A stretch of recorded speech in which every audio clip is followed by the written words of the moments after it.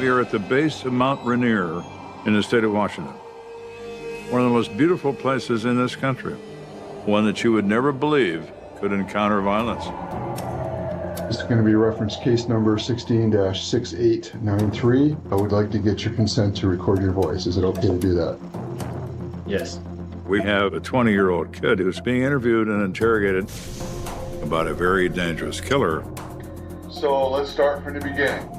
I thought he was just gonna come pick me up and then we're gonna go beat someone's ass. Humans are capable of terrible things, and they're capable of that with little or no motivation. He had a crazy look on his face. He has decided he hates him. Then he's decided he's going to kill him. Then all of a sudden, I heard 4 gunshots. You have a person who acts out of instinct. His instinct is to kill. How dangerous is that? About as dangerous as you can get.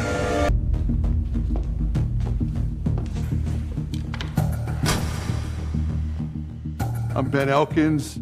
I was a major crimes detective for Thurston County Sheriff's Office, located in Olympia, Washington. I had a law enforcement career for over 28 years. I always liked being challenged. Most people don't have that opportunity to see the real evil in society. But as a law enforcement officer, you had the challenge to figure out who did it and hold them accountable.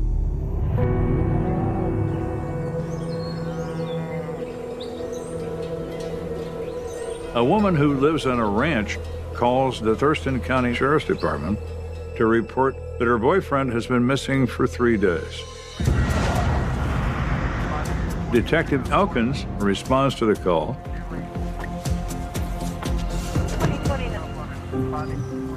This woman is Tina Inman. Her boyfriend is Clark Calhoun. He's 53 years old, and he's employed as a handyman on this ranch. Hi. Following up on your missing persons report. My dad came to work on this ranch, had some hard times in life. The owners of the ranch were friends, and so they saw an opportunity to help him get back on his feet. My dad was no stranger to the farm life and to taking care of the animals and repairing things that needed to be repaired. He was somebody who could fix pretty much anything. As a perk of his employment, he's given a space to park his trailer. So he has a trailer he lives in and is kept there on the property at no charge to Mr. Calhoun.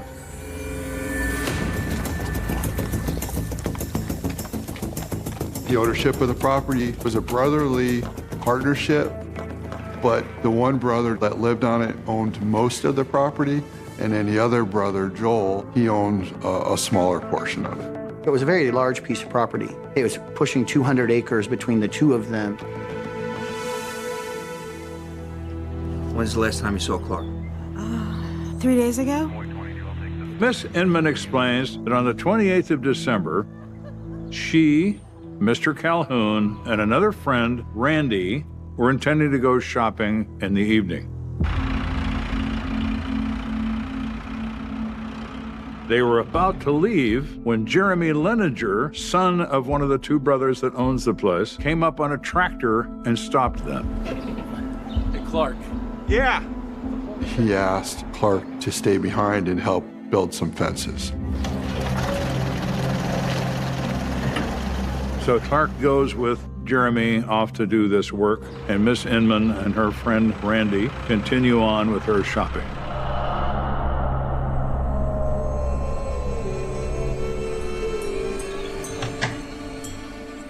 Mark? Mom? Miss Inman returns quite late from her shopping trip, Mark? but Clark isn't there. So the next morning, when she wakes up, Clark still isn't there.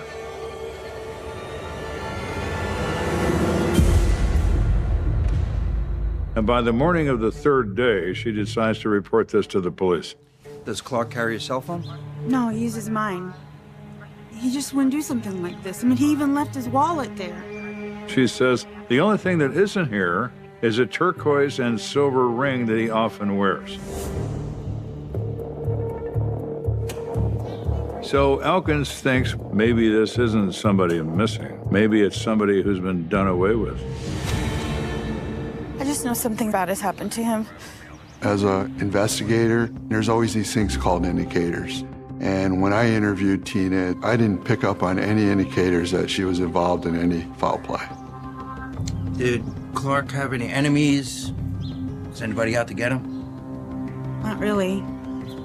Inman says no, everybody loves Clark, but there was something a few days ago that struck her as very odd. She says one of the owners mentioned to her that Jeremy, the son of the owners, had complained to her that he was missing $150, and he believed that Clark had taken this money from his truck. Tina never indicated that Clark all of a sudden had extra money, because he would have shared that with her. They would have used it for groceries or whatever. Okay, Tina. Here's my card. If you think of anything else. Elkins, of course, wants to have confirmation of what Inman has to say. You cannot rely on a single source. So Elkins runs down Randy, the friend who was in the car when Clark and Inman were going to go shopping.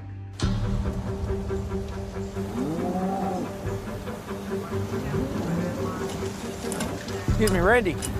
Yeah. Detective Elkin, you got a minute to speak with me? He explains to Randy that Clark has been missing now for 3 days, and he wants to know what he recalls about the night he went missing. Three of us were getting ready to go in town. Jeremy came and grabbed Clark, needed help doing something. Both their statements were very consistent on the last time that they had both seen him and what transpired. Elkins then asks Randy, has there been any confrontations with anyone that you're aware of? No, everybody's getting along just fine here. I understand that Jeremy thought Clark stole some money from him.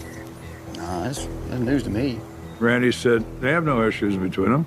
So there's still this lingering question of where did this accusation come from? If you can think of anything, give us a call.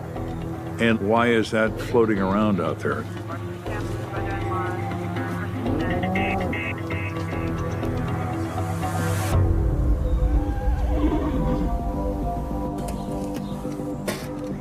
So the next person to interview was Jeremy Linenger. Jeremy's the last person that was seen with Clark, so antennas started to go up. Jeremy, you got a minute to take a break?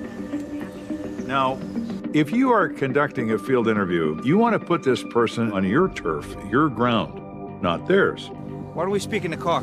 It's cold out. Okay. You invite him into your office that happens to have 4 wheels and an engine.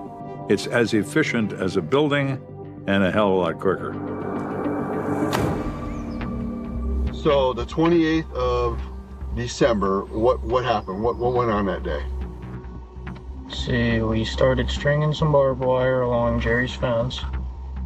And then Clark says, I've got to meet somebody out at the gate. There's somebody coming to see me. You say who? No, he just said, I'm going to go meet a friend down at the gate. Now, Jeremy introduces Mr. X into this conversation. Somebody comes to see our missing person. So who is Mr. X, and why would he have to go to the gate to see him? That's the last time I seen him. No one saw him the rest of the night. All right, and then tell me about the money being stolen from your truck. I had $80 in the glove box. Someone took it. It got lost. Okay. Did you talk to Clark about it? No, I just figured it was gone. Jeremy downplayed it, that it was no big deal, and he really didn't say anything in regards to it being a problem between him or Clark. All right. Anything else you can do? No, you can leave me with a business card. Jeremy's cooperative, friendly, reports he has nothing to hide. After Elkins interviews him, he's back to square one. Where is Mr. Calhoun? And what condition is he in? There was a concern that maybe something had happened where he died on the property. It was a very cold time of year, and easily, if somebody would have been out in the elements, they could have easily got hypothermia and passed out or whatever.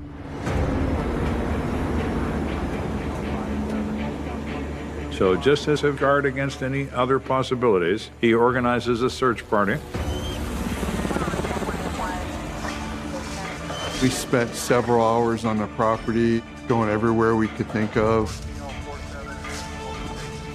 We were able to coordinate with a rescue dog organization to come out to the property with our unit. Miss Inman provides these dogs with some of Calhoun's clothing, which contain his scent. A dog has an olfactory sense 600 times greater than a human. They can pick up a scent in the air. It's remarkable. But at the end of the day, unfortunately, we were unable to find Clark. No blood, no clothing, no nothing. It's just not there. And neither is Mr. Calhoun.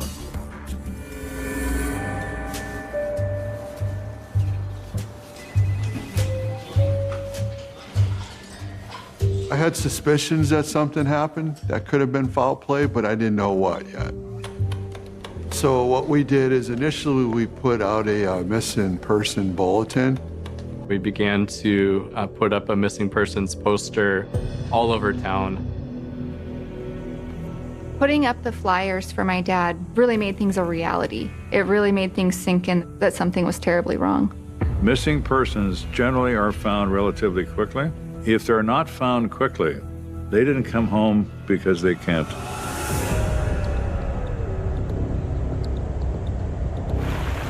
Now it's weeks later, and two environmental scientists are doing water samples 2 counties away from Thurston County.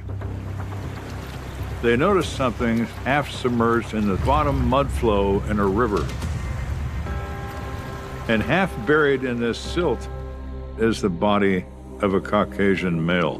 They notify the local county sheriff's office. They respond.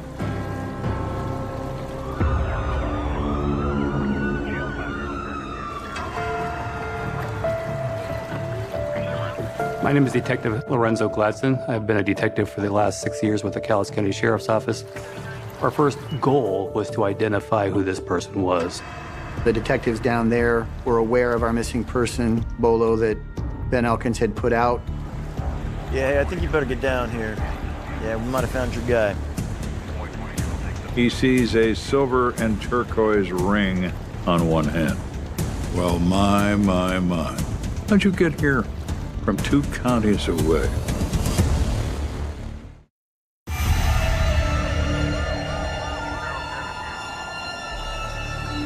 So Gladson calls Detective Elkins in Thurston County SO and says, I'm pretty sure I have found your missing man, Clark Calhoun.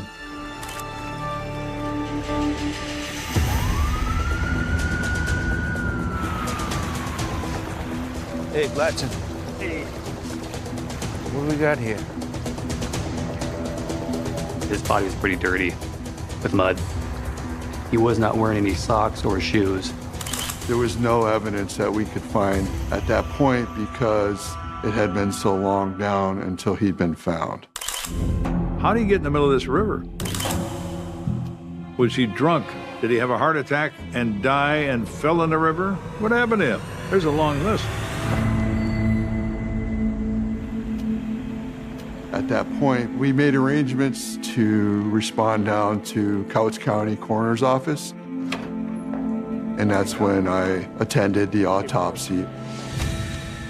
From drifting down the river, he's going to have some injuries. He was hung up on rocks, so yeah, he's going to have some scrapes and scratches. But when that silt is removed with a hose, it becomes rather obvious how he got in that river. He's got 2 large caliber gunshot wounds. That'll do it. At that point, we realized that the body was likely dumped in the river, that this was not just a death investigation, but a homicide investigation. People don't understand that bodies are very difficult to dispose of, and it'll just float away. It'll go to Mexico. It'll go to Japan. We got to get rid of this body. We got to get rid of it right now. Emotion takes over judgment in those circumstances.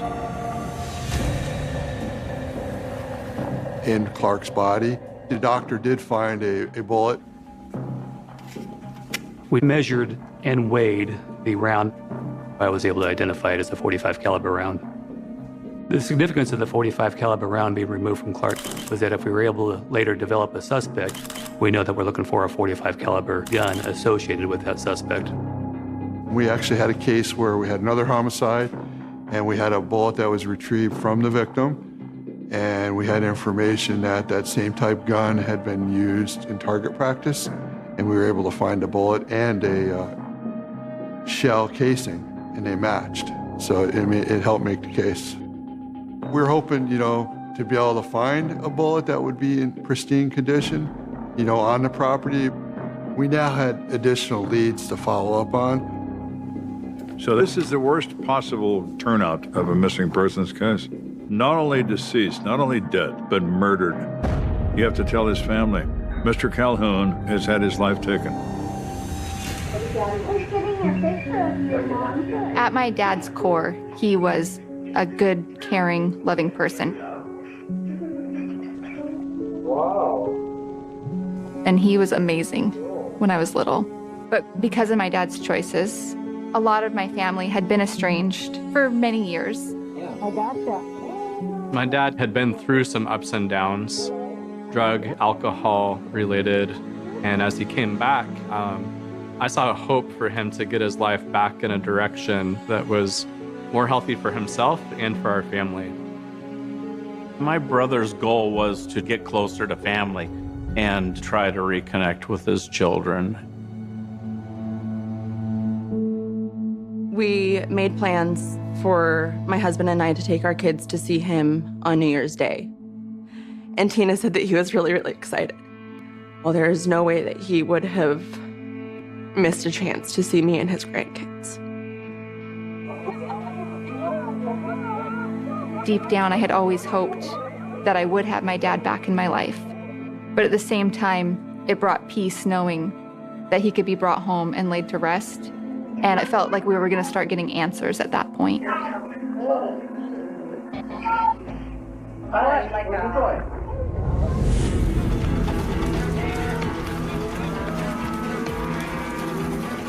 Investigations change their personality as they proceed, but everything emanates from a 100-acre farm at the base of Mount Rainier. There is Jeremy Leninger, the son of the owners. There's Randy. There's Clark Calhoun's girlfriend. There's Mr. X at the front gate. They're on this little lazy Susan in the middle of this table. Who's sitting in this lazy Susan is responsible for making Mr. Calhoun collect silt in the river.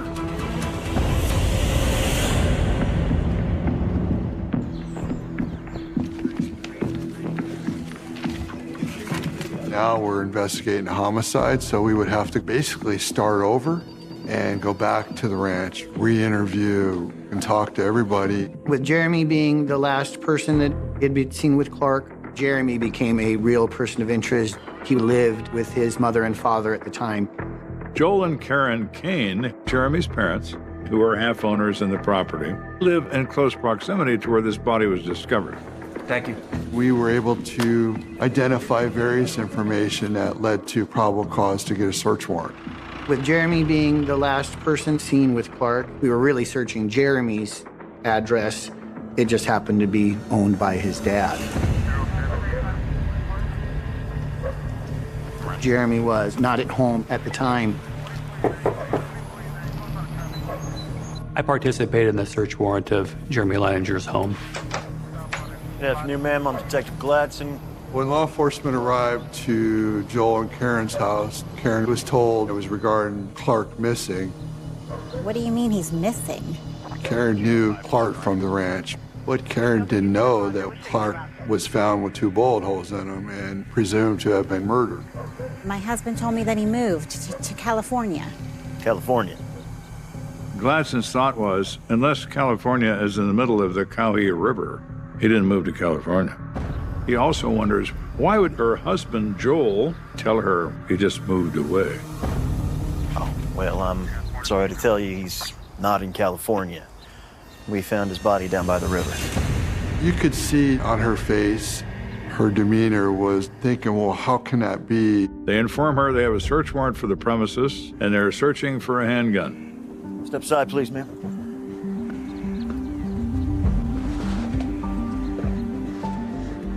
At the time they were executing the search warrant, they hear Karen, his wife, call Joel and say your buddies from Thurston County are here. She obviously was not happy for us being there.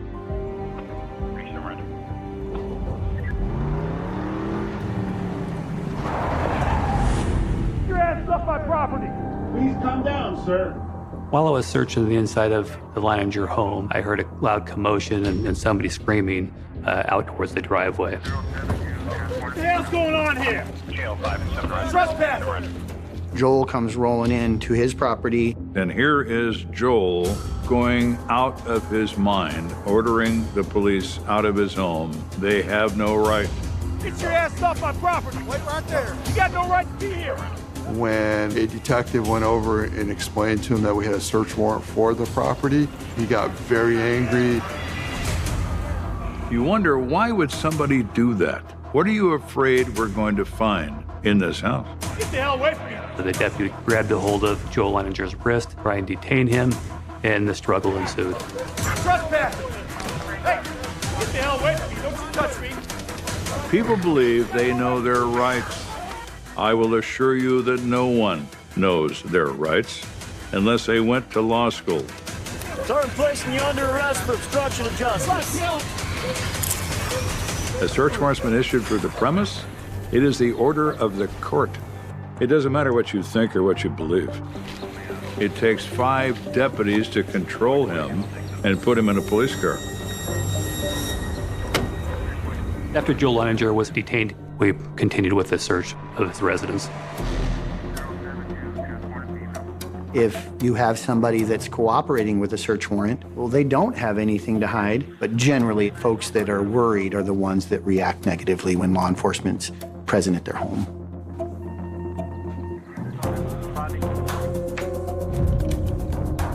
Hey, detective, come check this out.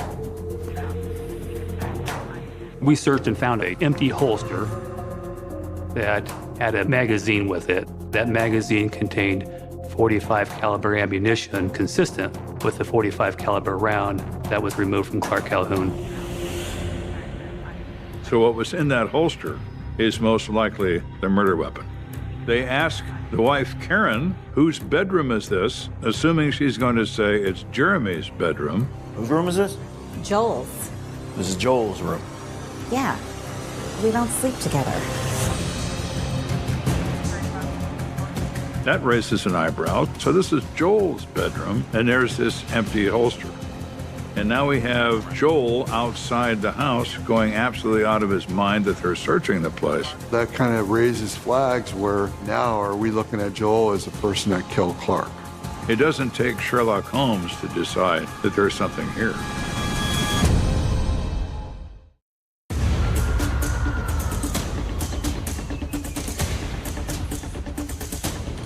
So they bring Joel in to the sheriff's department because he's in custody, and he has calmed down to some degree. It's a complete waste of time. I don't even know why you have me down here. Gladson explains that they have found Mr. Calhoun. He is a victim of a homicide. Well, the problem is Clark Calhoun was shot with a .45. Here we got a similar type holster inside his residence that he would have access to, no gun.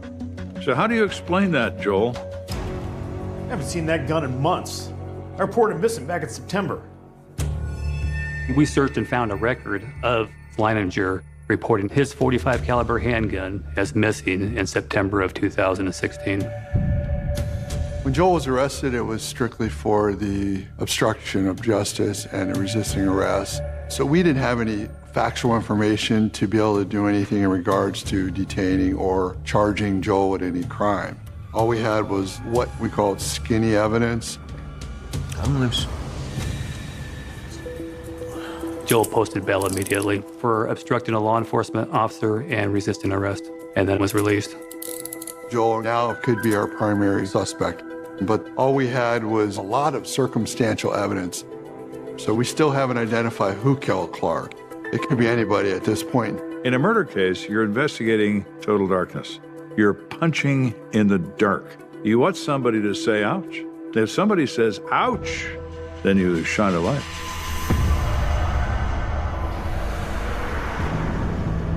So as you learn more about the dynamics and more about the personalities, Then you go back and re-interview people from a different perspective. Elkins decides to re-interview Randy, the friend who was in the car when Clark and Inman and Randy were going to go shopping. Hey, Randy. Hey, what can I do for you? This time, Elkins is armed with more facts. You happen to remember anything strange leading up to the days before Clark's disappearance? Well, now that you mention it, yeah, the other night. How about that? Randy shared that before Clark went missing, he was with Jeremy and a friend of his identified as Tyler. Randy goes on to report that Tyler was talking about burying dead cows on the property. Ranchers find a place where they can just dig a hole and drop the cow in. Then, I don't know, Tyler kind of got a little weird. I remember Tyler saying, "You could probably bury a body out there too. Nobody would ever know." Well, that's a pretty interesting conversation 2 days before Mr. Calhoun goes missing and winds up murdered. Now, he wasn't in a grave, but dead he was. He actually said those words. Yes, sir. We're wondering now, maybe Tyler had some direct involvement in regards to the murder of Clark. So Elkins has to talk to Tyler Frazier. What about this conversation you had at this party?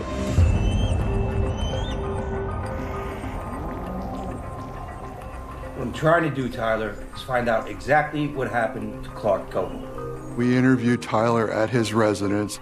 I don't know what happened to the dude. But you work with him on the ranch. Yeah, sometimes. He indicated he did know Clark, that he was friends with Jeremy, and that he would occasionally work on the property in Rainier, but denied any involvement or any knowledge of what we were talking about. Tyler says he was with his girlfriend and never left his place the day that Calhoun went missing. You don't recall having a conversation with Jeremy about burying a body on the ranch? What? That wasn't me. He indicated that the conversations were between Randy and Jeremy. You know, you'd probably bury a body out there too. Nobody'd ever know. You're crazy, man.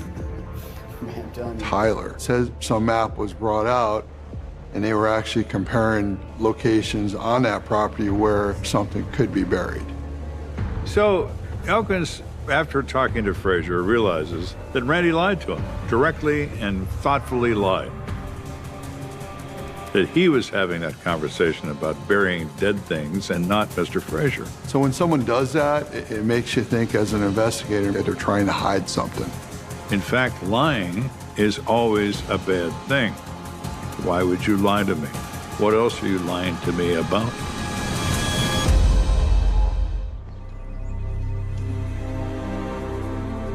Elkins is preparing to summon Randy for another interview when Randy shows up in his office. When it comes to murder, best friends are meaningless. I'm a little surprised you wanted to see me, Randy. Yeah, I got something I gotta get off my chest. Oh. Elkins likes it when somebody has to get something off their chest. I always did as well. Guilt is a terrible thing. For the police, an extremely useful thing. I told you that Clark and Jeremy, they didn't have any problems with each other. Well, that wasn't entirely true. Randy directly and specifically lied to Elkins because he was afraid he'd lose his job, he'd lose what little life he had if he ratted off the owner's son. Randy shared with us that Jeremy flat out did not like, possibly hated Clark for many reasons. Jeremy pretty much felt that Clark was taking advantage of his uncle and that he was basically living on the property for free, not having to pay for anything. Toss the smoke and help us out, okay? All right. Do something. Jeremy was convinced that Clark was a freeloader, lazy. Clark refused to work around the ranch, on and on and on. Randy emphasized that this negative relationship between the both of them had been going on for quite a while. And right before Clark went missing, Jeremy, he just going on and on about how Clark stole money from him. He goes on to say that Jeremy was more than angry. Jeremy was wild about the missing money from his truck. Jeremy was convinced that Clark is the one who stole it. Did he? I don't know. We never did identify for sure if Clark stole any money from Jeremy. Jeremy is convincing himself of all the reasons why Clark should not be permitted to live on this planet, most of which are invented.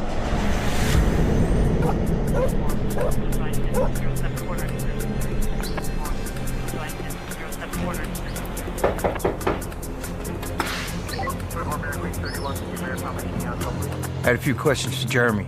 Once Randy shared this with us, we tried to talk to Jeremy another time. He declined to provide any statements and requested a lawyer, so we couldn't ask him any more questions. People run from the police. They climb. They're like animals. Where are you going? Stairway to Heaven is a song. There is no escape. We had all circumstantial evidence. The problem is that may not be enough to establish probable cause to arrest and get a conviction. We needed something concrete.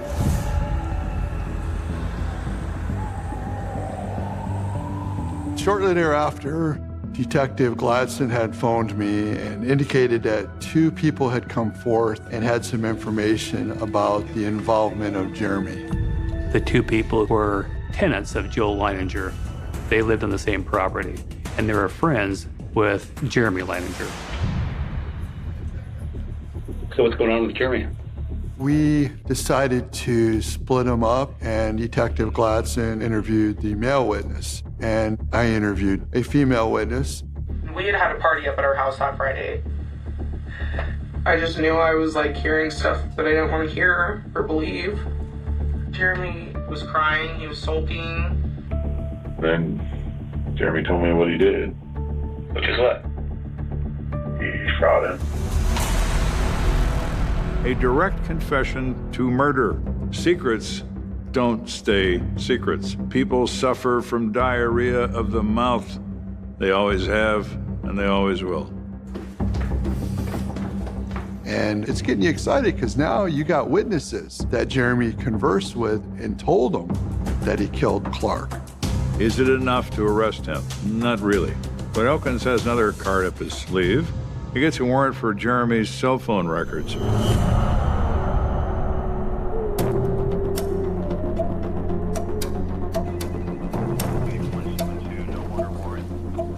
Big Brother is real. Your phone is never off. And so if you keep your phone on you, we'll find you. It's that simple.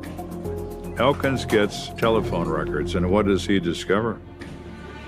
Jeremy's phone moves between all the points required, to include the ranch and the site where the body is dumped. Also, we were able to ping the towers, and one of the things that the ping showed was that Jeremy stopped at a friend's house, and that friend was identified as John Perry.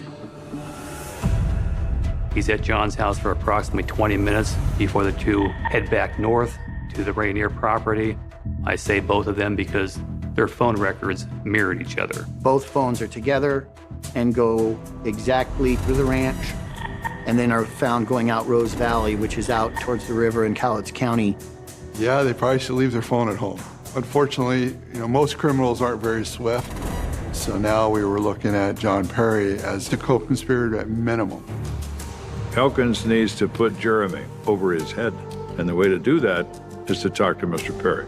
Mr. Perry is going to have some information that's going to crucify Jeremy.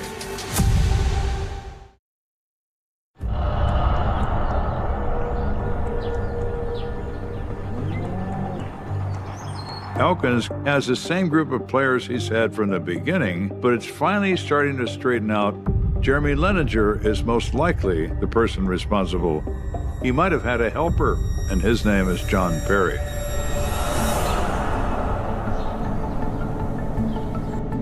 John Perry was the last piece that we needed because, everything else was hearsay and circumstantial. And John Perry, he was there. I located John at an apartment complex in Longview, Washington. Mr. Perry, I'm here to speak with you about Jeremy Lininger and the murder of Clark Calhoun. Yeah? Perry initially says, I don't know what you're talking about. I don't know anything about that. All right. Just come out here. We're going to take you in for questioning. He denied a lot of things, but we had enough to arrest him for that crime as being a co-conspirator of a homicide. He was booked in the Thurston County Jail on $250,000 bail. He knew he was facing significant time. All right, I am Detective Elkins, Thurston County Sheriff's Office. My understanding is you wanted to provide a statement regarding the incident where Clark Calhoun was murdered. Yes. I know I don't want to be a part of this because I wasn't a part of this. I didn't have no choice in this. I'm not doing someone else's time. Okay, makes sense. And Mr. Perry says, let me tell you what I know. Please do. And that was when the case blew open. So let's start from the beginning. Okay, you ready to start? Yes. He had indicated exactly what his involvement was and what transpired. At some point in time, Jeremy was fed up. He was done with Clark. Jeremy is the person with the smallest motive in the world. He doesn't like Clark. That turns into hating Clark. That turns into an overwhelming desire to kill him. So what does Jeremy do? He needs the means to get rid of Clark. Well, his dad's got the means, a .45 automatic. And eventually he gets enough nerve to use it. Hey, Clark. Yeah. It's a hole in the fence over on the northeast side of the ranch. Think I get a little hand fixing it, please? Sure thing, Jeremy. Clark Calhoun walks into a death trap without knowing it. Thanks for your help, Clark. Want to come smoke some weed with my buddy John and I real quick? Yeah, I'm always down for that. Hop in. I was at my house, chilling in my bed. Jeremy, he sent me a text saying that he needs help with problems, someone stole money. I thought he's just gonna come pick me up and then we're gonna go beat someone's ass and get his money back. What happened next? Jumped into the back of his truck. In the back bed of the truck? Or No, like in the back seat. was anybody else with him? There was a dude in the passenger seat. Okay, who was that? That was Clark. Clark who? I don't know his name. I thought it was one of his buddies. Okay, had you ever met this guy before? I met him once when I was up at his family's property. We were having a family gathering. Okay, was anybody else there? No. It's just me, Jeremy, and Clark. What was the interaction between Jeremy and Clark and yourself? They didn't really talk at all. Like, he just seemed agitated. Who did? Jeremy. In what way? What do you mean? He wasn't really talking. He just seemed pissed off. We just kept on driving, and then he stops, and then he's like, everyone get out, and let's smoke a bowl weed. We jump out, we go to the back of the truck, and then Jeremy told me to go back in the truck and grab the weed. So, Clark, missing some money, you take it? Not this again. Then all of a sudden, I heard 4 gunshots. Boom, boom, boom, boom. And when he turned, Clark was on the ground and Jeremy was holding a gun. Then I jumped back out. I was like, what the did you just do? And I looked down, and he's just lifeless. Nothing at all. Okay, then what happened? I looked at Jeremy. He had a crazy look on his face. What did you do? Help me pick this guy up, will ya? No, no. Yeah, I was like, I don't want no part of this. I'm not gonna pick up that body. So he grabbed the rope and tarp from the back of the truck, tied his legs, and he tied it to the back of his truck. And then he started driving through the woods. So he drugged the body to an area of the farm where they had a backhoe that he was able to lift Clark's body in the bucket of the backhoe and then deposit him in the back of his truck. They went southbound on I-5. They proceeded down to Cowweeman River. He jumps in the back of the truck, pulls the dude by his leg, and the dude drops from the back of the truck to the ground, and he just rolled him to the side, and then he just hucks him off the side.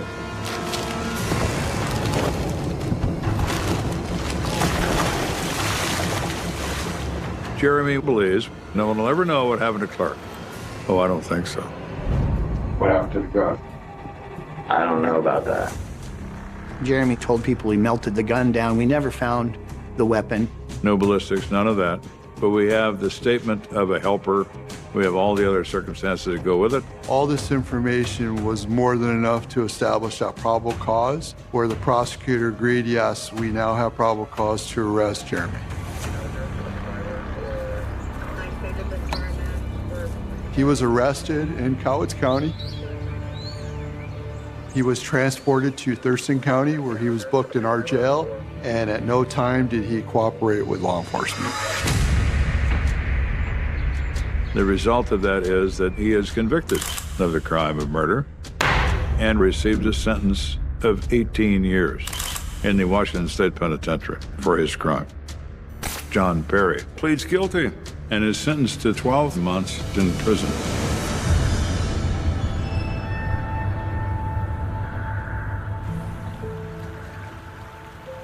As far as a lot of the details in how my brother was murdered, I really tried to distance myself with a lot of that, because at that point, there's nothing I can do to change what had happened. My brother's not coming back. Nobody deserves to die that way. My dad, he was just kind and gentle and a teddy bear. I know my dad's in heaven, and I know he's watching me and my kids. And I know he knows that I love him deeply. But I wish I would have had the opportunity to tell him that at one point in my life. I do wish I could convey to my father where we are now as a family, that we're okay, that through this tragedy, we've been made stronger. I'm incredibly grateful for Detective Elkins and the personal attention that he gave. Boston has always looked different after midnight. The city's brick buildings hold on to the last warmth of the day while cold air drifts through narrow streets, carrying the distant hum of traffic and the occasional echo of footsteps disappearing into the darkness. Office towers become mirrors reflecting thousands of tiny lights, hotel windows glow like isolated islands above empty sidewalks, and behind countless closed doors, strangers meet strangers for reasons known only to them. Some meetings end with polite handshakes. Some become unforgettable memories. And some leave behind silence so heavy that it changes lives forever. In the spring of 2009, Boston was a city that trusted routine. Students hurried between university campuses with backpacks slung over one shoulder. Doctors worked impossible shifts before heading home to exhausted families. Tourists wandered through historic neighborhoods, stopping to photograph buildings that had stood for centuries. Business travelers checked into luxury hotels, attended conferences, ordered room service, and flew home the next morning without remembering the room numbers they occupied. Everything seemed ordinary, predictable, safe. Yet beneath that familiar rhythm, another world existed. It was a world built on temporary identities, disposable email addresses, prepaid phones, and online advertisements that connected complete strangers in a matter of minutes. A world where a single message could arrange a meeting before sunset and erase every trace before sunrise. The internet had become part of everyday life, but it was still young enough that many people believed the person behind a screen was exactly who they claimed to be. Few questioned it. Few imagined how dangerous that assumption could become. Long before social media dominated everyday life, one website quietly became a marketplace for almost everything imaginable. Apartments changed tenants there. Used furniture found new owners. Cars were sold. Jobs were offered. Musicians searched for band members. Neighbors looked for roommates.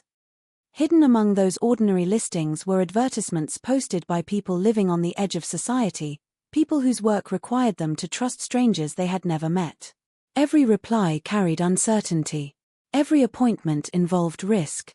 Yet risk had become part of survival. For many, it was simply another workday. For someone else, it was hunting season. No one knew that somewhere in Boston, a young man was learning how easy it was to disappear into a crowd. He didn't wear dark clothing that attracted attention. He didn't lurk in alleyways waiting for opportunity. He didn't fit the image that most people imagined when they pictured a violent criminal. He looked like someone you would gladly ask for directions. He smiled easily.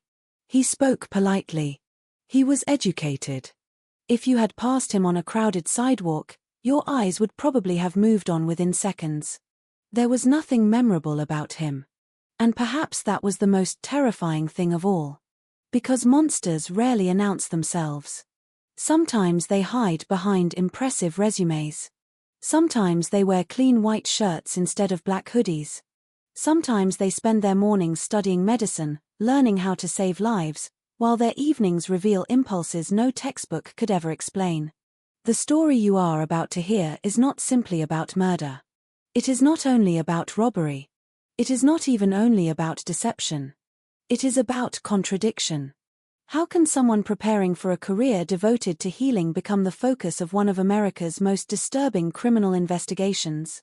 How can two completely different lives exist inside the same person without those closest to him noticing? How does an engagement ring exist alongside a loaded handgun? And perhaps the most unsettling question of all.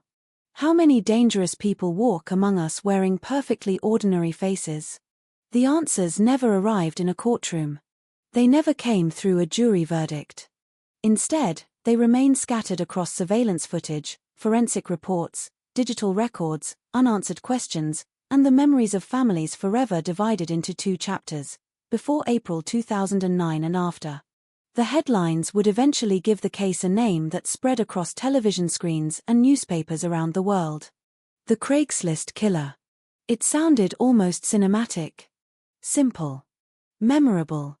But headlines have a habit of compressing human tragedy into 2 or 3 dramatic words. Behind that nickname stood real people whose lives could never be summarized so easily. A daughter. A friend. A fiancé. Parents waiting for phone calls that would never come. Detectives staring at evidence boards covered with photographs connected by colored lines. Hotel employees replaying moments they wished they could erase. Doctors struggling to understand how one of their own students had become the subject of a homicide investigation. No headline could capture the weight carried by those people. No television segment could fully explain the disbelief that settled over Boston as investigators uncovered one clue after another. Because this case forced everyone to confront an uncomfortable truth. Danger does not always come from broken homes. It does not always emerge from visible rage or years of criminal history. Sometimes it grows quietly beneath achievements, academic success, and carefully maintained appearances. Sometimes the most frightening disguise is normality itself. Imagine opening your laptop late at night. You answer an advertisement. Within minutes, a meeting is arranged. The location is a respectable hotel in one of the safest parts of the city. There are security cameras, reception desks, elevators requiring room keys, uniformed employees moving through polished hallways. It feels secure. If anything goes wrong, surely someone will hear. Surely someone will help. Surely evil could never survive inside such an ordinary place. But evil has never needed abandoned warehouses or isolated forests. Sometimes it walks confidently across marble floors beneath crystal chandeliers. Sometimes it smiles politely at the front desk before disappearing into an elevator. Sometimes it waits patiently behind a hotel room door. And by the time anyone realizes something is wrong, it is already too late. The investigation that followed would expose a trail measured not across states or decades, but across only a handful of days. Days. Not months. Not years. A single week would become enough to leave one woman dead, others traumatized, and investigators racing against time before another stranger answered another online message. Each hour mattered. Each surveillance video became another puzzle piece. Each digital footprint narrowed an invisible path toward a suspect who believed he had blended perfectly into the background. But before detectives assembled timelines, before laboratory technicians compared DNA, before television helicopters circled above police headquarters, there were ordinary evenings, ordinary decisions, ordinary people trying to earn a living. That is often how true crime begins. Not with violence, with routine. A routine so familiar that nobody notices the moment it begins to unravel. The city never stopped moving. Taxi cabs continued weaving through Boston traffic. Hospital emergency rooms remained crowded. Restaurants filled with conversations and laughter. Couples planned weddings. Medical students worried about exams. Somewhere, a family celebrated a birthday. Somewhere else, another family unknowingly approached the worst phone call of their lives. Neither could see the invisible thread connecting them. History often looks inevitable only after it has already happened. At the time, every decision feels ordinary. One email. One appointment. One elevator ride. One knock on a hotel room door. Looking backward, people always ask the same question. Could this have been prevented? Could someone have noticed something earlier? Could one conversation, one missed appointment, one unexpected interruption have changed everything? Those questions linger because they rarely have satisfying answers. Instead, they leave behind silence. And inside that silence grows another realization. The internet did not pull the trigger. A website did not choose its victims. Technology merely opened a door. Someone made the decision to walk through it. Someone made the decision to return. Again. And again. As investigators would later discover, what appeared to be isolated incidents were connected by patterns almost too subtle to notice at first glance. Digital messages sent from anonymous accounts. Meetings arranged with careful timing. Luxury hotels selected with deliberate precision. Calm movements captured by surveillance cameras that never revealed panic, hesitation, or remorse. Every detail suggested preparation. Every new discovery erased the possibility of coincidence. Yet even as the evidence accumulated, one image continued to haunt everyone involved. Not the crime scene. Not the weapon. Not even the surveillance photographs. It was the face. Clean-cut. Young. Calm. The face of someone who looked more likely to diagnose a patient than to become the center of one of Boston's most shocking homicide investigations. That contradiction would transform this case from a local tragedy into an international obsession. Because if appearances could deceive so completely, who, exactly, could anyone trust? And that question is where our story truly begins. April arrives differently in New England. Winter rarely leaves without one final argument, and spring never enters quietly. On some mornings, the sun pours across the Charles River as if summer has arrived ahead of schedule. By evening, a cold wind reminds everyone that the seasons are still negotiating. Boston lives comfortably inside those contradictions. It is a city where centuries-old brick buildings stand beside gleaming glass towers, where tourists follow the Freedom Trail while ambulances race toward some of the country's most respected hospitals, and where the future is constantly being built upon the foundations of history. In 2009, Boston carried a reputation that extended far beyond Massachusetts. Around the world, people recognized it as a city of universities, research laboratories, medical breakthroughs, and opportunity. Harvard attracted brilliant minds from every continent. MIT pushed technology into tomorrow. Boston University, Northeastern, Tufts, and dozens of other institutions filled neighborhoods with students carrying backpacks heavier than their wallets. Coffee shops remained crowded long after sunset because somewhere inside, someone was preparing for tomorrow's exam, tomorrow's presentation, or tomorrow's chance to become something greater than they had been the day before. Medicine occupied a special place in that landscape. Hospitals were more than workplaces. They were landmarks. Massachusetts General Hospital, Brigham and Women's Hospital, Beth Israel Deaconess Medical Center, Boston Medical Center, names that inspired confidence. White coats symbolized sacrifice, discipline, and years of relentless study.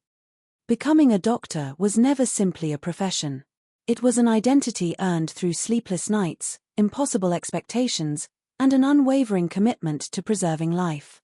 For families across America, seeing a son or daughter accepted into medical school represented the fulfillment of a dream that often stretched across generations. People admired medical students. Neighbors spoke proudly about them. Parents introduced them at family gatherings with unmistakable pride. Few occupations carried greater trust. That trust would become one of the most unsettling elements of this story. Because while one Boston neighborhood celebrated students preparing for careers dedicated to healing, another side of the city came alive only after darkness settled over its streets. Luxury hotels transformed with the setting sun. Business travelers returned from conferences. Tourists wandered through brightly lit lobbies carrying shopping bags and rolling suitcases. Wedding receptions filled elegant ballrooms with music and laughter. Elevators moved continuously between polished marble floors and anonymous guest rooms where hundreds of private stories unfolded every night. Most remained ordinary. Some remained secret. Very few ever attracted the attention of police. Hotels offered something unique in a busy city. They created temporary worlds. A person could check in under one name, spend 12 hours inside a carefully controlled environment, and disappear before breakfast without leaving behind more than an electronic record and a housekeeping schedule. For legitimate travelers, that anonymity was convenient. For criminals, it could become useful. Yet hotels themselves were never the real meeting place. The first encounter usually happened elsewhere. Inside a glowing computer screen. The Internet of 2009 feels almost innocent when viewed from today. Social media had not yet woven itself into every hour of daily life. Smartphones existed, but they had not completely replaced desktop computers or laptops. Many people still sat in front of large monitors at home, listening to the quiet buzz of dial-up's successor, broadband internet, while browsing websites that now seem almost primitive. Among them stood Craigslist. Simple. Minimal. Almost entirely text. No polished graphics. No sophisticated algorithms. No endless stream of personalized recommendations. Just categories. Listings. Email replies. And possibility. For millions of Americans, Craigslist represented convenience. Someone needed a couch. Someone else wanted to sell one. A landlord searched for tenants. A student looked for a roommate. An employer posted a temporary job. Everything existed side by side in an enormous digital bulletin board where strangers trusted words displayed on a screen. It reflected society exactly as it was. Helpful people existed there. Dishonest people existed there. Lonely people. Desperate people. Hopeful people. Predators. Victims. Sometimes separated by nothing more than a single click. The website itself never judged intentions. It simply connected individuals who otherwise would never have crossed paths. For people working outside traditional employment, that connection often meant survival. Independent massage providers, escorts, entertainers, and others advertised discreetly, arranging appointments directly with clients instead of working through agencies. Every message carried uncertainty, but uncertainty had become part of the profession. Most appointments ended without incident. Clients arrived, services were provided, payment was exchanged, and both people continued with their lives. Routine gradually builds confidence. Confidence slowly lowers caution. Human beings are remarkably good at convincing themselves that yesterday predicts tomorrow. If dozens of previous meetings ended safely, surely the next one would too. That belief keeps countless industries functioning. It also creates opportunities for people willing to exploit trust. Across Boston, evenings unfolded according to invisible schedules known only to the people living them. Restaurant kitchens prepared their final orders before closing. Police officers began overnight patrols. Cleaning crews entered office buildings abandoned hours earlier. Taxi drivers waited outside hotels hoping to collect one more fare before dawn. Medical students reviewed anatomy diagrams beneath fluorescent apartment lights. Somewhere nearby, another computer screen illuminated a face carefully reading online advertisements. No alarm sounded. Nothing appeared unusual. No one could distinguish between an ordinary customer and someone whose intentions extended far beyond a business transaction. The city itself offered no warning. Boston had experienced violent crime before. Every major city had. But crime usually followed familiar patterns. Gang disputes. Domestic violence. Robberies committed in isolated neighborhoods. Cases that investigators understood because they fit recognizable frameworks. This case refused to fit. It emerged from the intersection of two worlds rarely discussed together. Elite medical education. Anonymous online encounters. On paper, those worlds should never have touched. Reality ignored that assumption. Meanwhile, only a few miles from the city's busiest hospitals, apartment lights remained on well past midnight. Young professionals balanced impossible schedules. Couples planned weddings between demanding careers. Future doctors memorized pharmacology notes while drinking coffee that had long since gone cold. Among them was a man who appeared to embody everything society admired. He had achieved what many people spend their entire lives pursuing. Academic excellence. Professional promise. A respected future. Friends and classmates largely knew him through the identity he presented every day. Quiet when necessary. Polite in conversation. Focused on his studies. The kind of person professors expected to succeed. Nothing about that image naturally invited suspicion. Human beings rely heavily on appearances because appearances simplify an overwhelmingly complicated world. A clean haircut suggests discipline. Professional clothing suggests responsibility. Educational achievement suggests character. Most of the time, those assumptions work well enough. Sometimes they fail catastrophically. Investigators would later spend countless hours asking themselves whether anyone had overlooked warning signs. Did classmates notice unusual behavior? Did acquaintances witness moments that seemed insignificant at the time? Did someone dismiss an uneasy feeling because it conflicted with the image of an ambitious medical student? These questions often emerge after shocking crimes. Rarely before. Memory has a habit of reorganizing itself once tragedy provides context. A strange comment suddenly feels meaningful. An awkward silence appears suspicious. An ordinary habit becomes evidence in retrospect. Yet before April 2009, there was no reason for most people to examine those memories so closely. Life simply continued. The city's heartbeat never slowed. Morning commuters crowded subway platforms. Afternoon sunlight reflected from office windows. Evening traffic stretched across bridges leading toward the suburbs. Everyday life created an illusion of permanence. That illusion would soon fracture. Not through one dramatic event witnessed by thousands, but through a sequence of private encounters hidden behind hotel doors. Each meeting began almost identically. An online message. An agreed location. A scheduled time. Two strangers entering the same room with entirely different expectations. One expected to complete another appointment before moving on with the rest of the evening. The other carried intentions invisible until escape was no longer possible. That difference between expectation and reality defines many of the most haunting criminal cases. Victims prepare for ordinary moments. Offenders prepare for something else entirely. From the outside, both journeys look exactly the same. A taxi stops. A person walks through a revolving hotel door. An elevator climbs another floor. A hallway remains quiet. Nothing appears remarkable. Only afterward do investigators reconstruct those final ordinary minutes frame by frame, searching for the precise instant when normal life transformed into irreversible violence. Boston could not see that transformation approaching. Neither could the people whose lives would soon become forever connected. One was building a future filled with promise. Another was simply trying to make a living.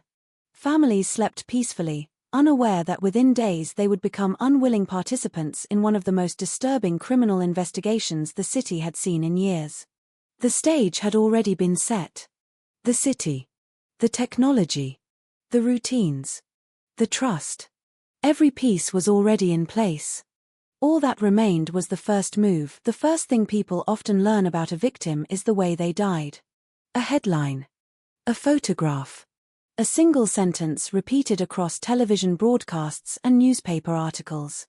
25 years old. Found inside a hotel room. Shot multiple times. Those facts become permanent, while everything that came before slowly fades into the background. A life measured by thousands of ordinary days is suddenly reduced to one extraordinary tragedy.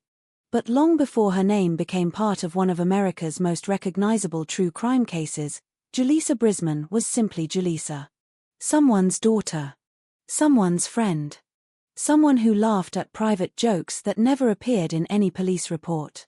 Someone who made plans for tomorrow without knowing tomorrow would never arrive. That is where her story deserves to begin. Not inside a hotel room. Not surrounded by crime scene tape.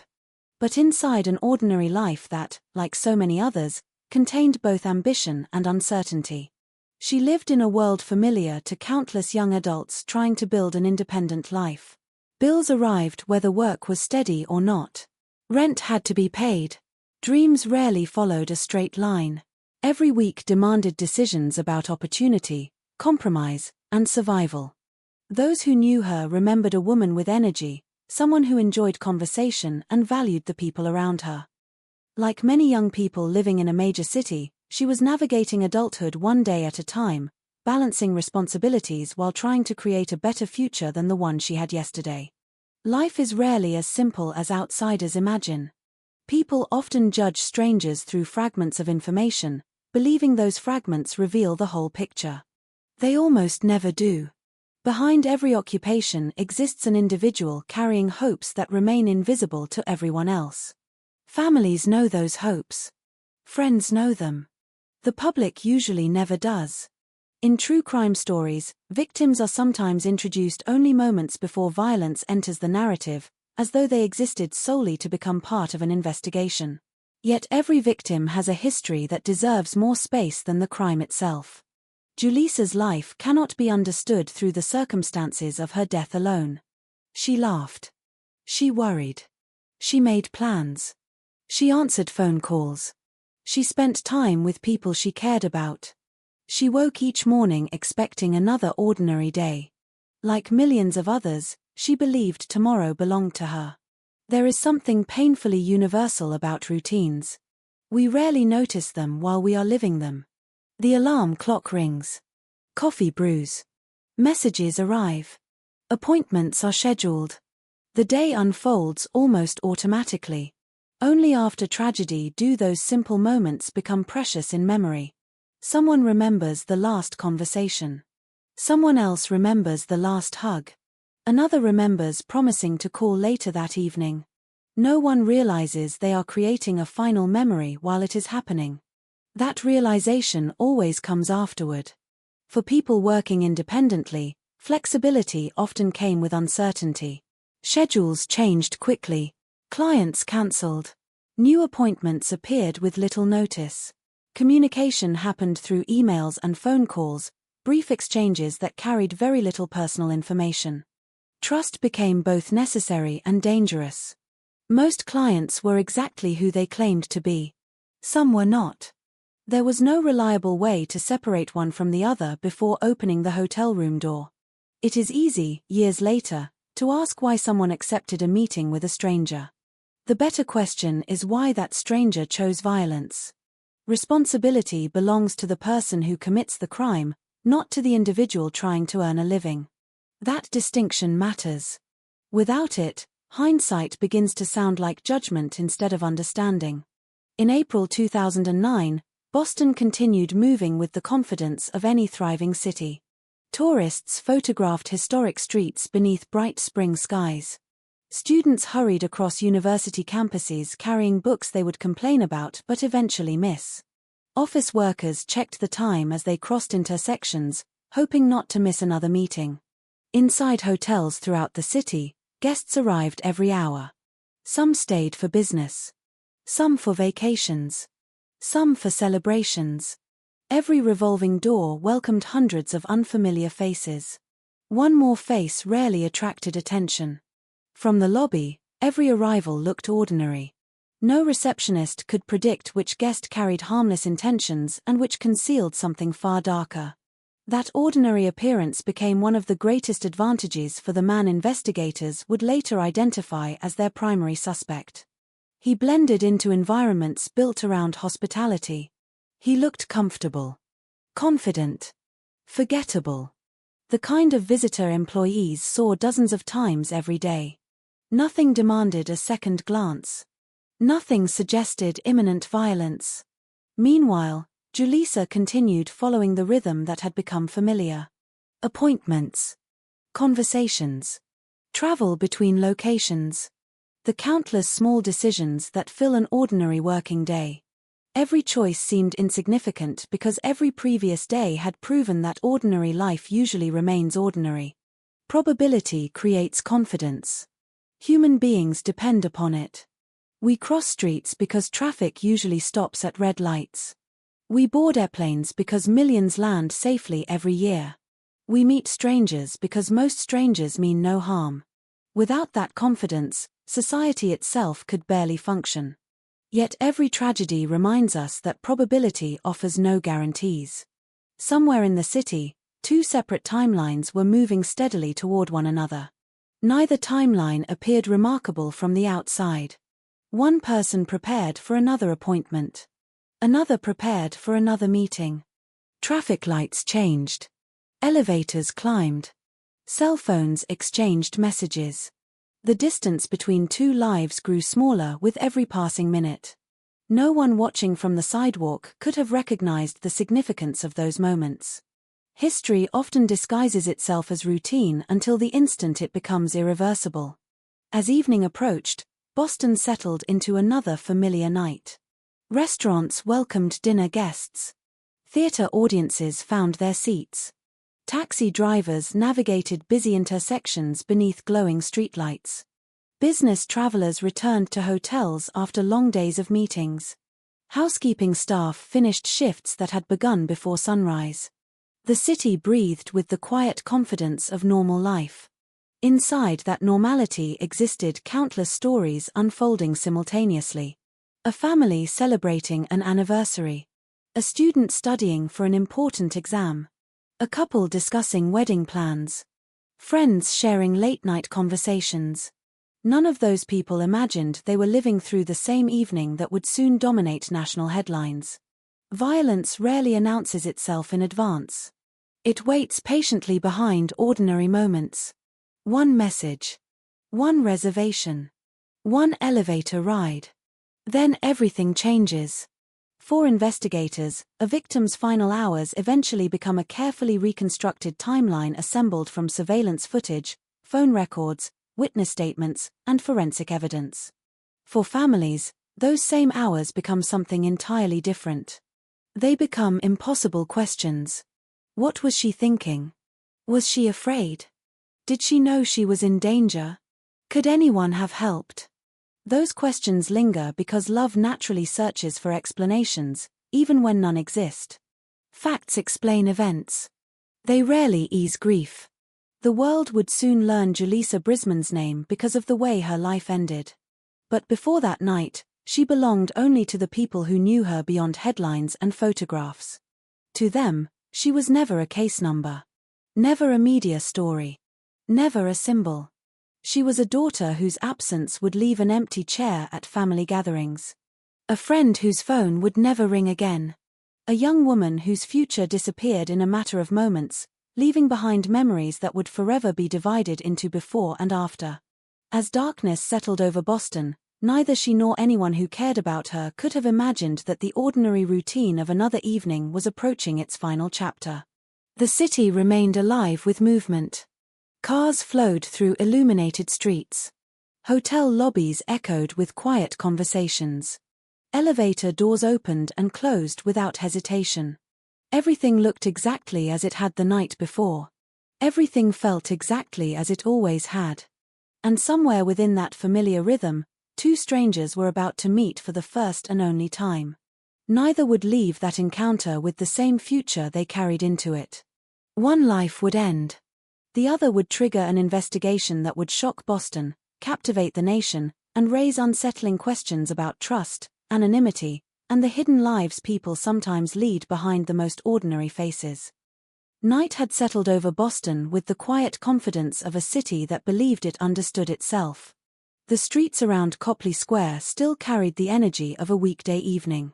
Office workers drifted toward train stations after long hours behind computer screens. Restaurant windows glowed with warm light as conversations blended into the constant rhythm of plates, glasses, and laughter. Taxis stopped and started beneath traffic signals that changed with mechanical precision, while business travelers rolled suitcases across polished hotel floors, thinking only about tomorrow's meetings or the flights waiting for them in the morning.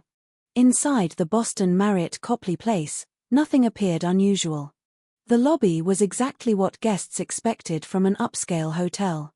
Soft lighting reflected from marble surfaces. Employees greeted arriving visitors with practiced smiles. Elevators opened and closed without interruption, carrying strangers to different floors where hundreds of private stories unfolded behind identical doors. To everyone passing through that building, it was another ordinary evening. No alarm had sounded. No raised voices echoed through the hallways. Nothing suggested that, behind one of those doors, two people were about to meet with completely different expectations. For Julissa Brisman, it was another scheduled appointment arranged through online communication, part of a routine that had become familiar through repetition. Meetings like this depended on timing, discretion, and professionalism. Clients arrived. Conversations remained brief. Business concluded. The evening moved forward. That routine had likely become reassuring precisely because it had been repeated so many times before. Routine has a way of disguising risk. Every uneventful experience quietly convinces us that the next one will be uneventful as well. Somewhere else in the hotel, guests ordered room service. A family unpacked luggage after a long drive. A businessman answered emails before bed. A newly arrived traveler adjusted the curtains to look out over the city lights. Their evenings continued untouched by what was about to happen only a short distance away. At some point, the man investigators would later identify as Philip Markoff arrived at the hotel. Surveillance cameras captured movements that would later become some of the investigation's most valuable pieces of evidence. At the time, however, they recorded only another well-dressed young man entering a busy hotel. He did not fit the image many people associated with violent crime. He appeared calm, purposeful, controlled. There was no visible panic. No obvious attempt to hide his face. He moved through public spaces with the confidence of someone who expected to attract no attention at all. And he didn't. Hundreds of people pass through hotels every day. Employees cannot remember every guest. Security cameras never feel important until investigators begin replaying them frame by frame. Behind the closed hotel room door, events unfolded beyond the view of everyone outside. The exact sequence of every second inside that room has never been fully known. What investigators were able to reconstruct came from forensic evidence, witness testimony, physical evidence, and the scene itself. At some point during the encounter, violence erupted. It happened quickly. The room that had moments earlier represented another ordinary business appointment became a crime scene. Gunshots shattered the illusion of normality.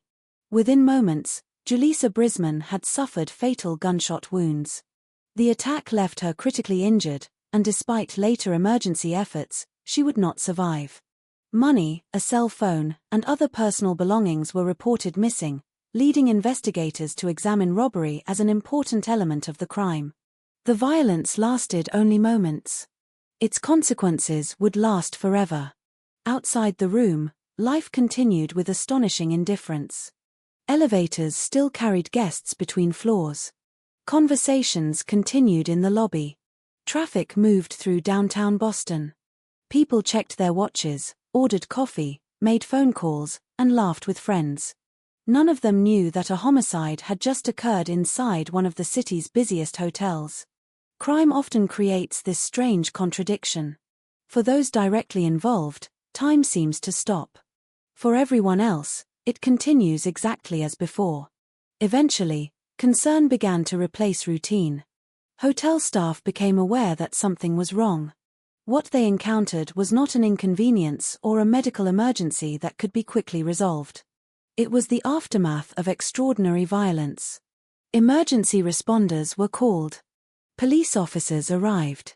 The quiet efficiency of hotel operations gave way to flashing lights, secured hallways, and urgent voices exchanging information that would soon become part of an expanding investigation.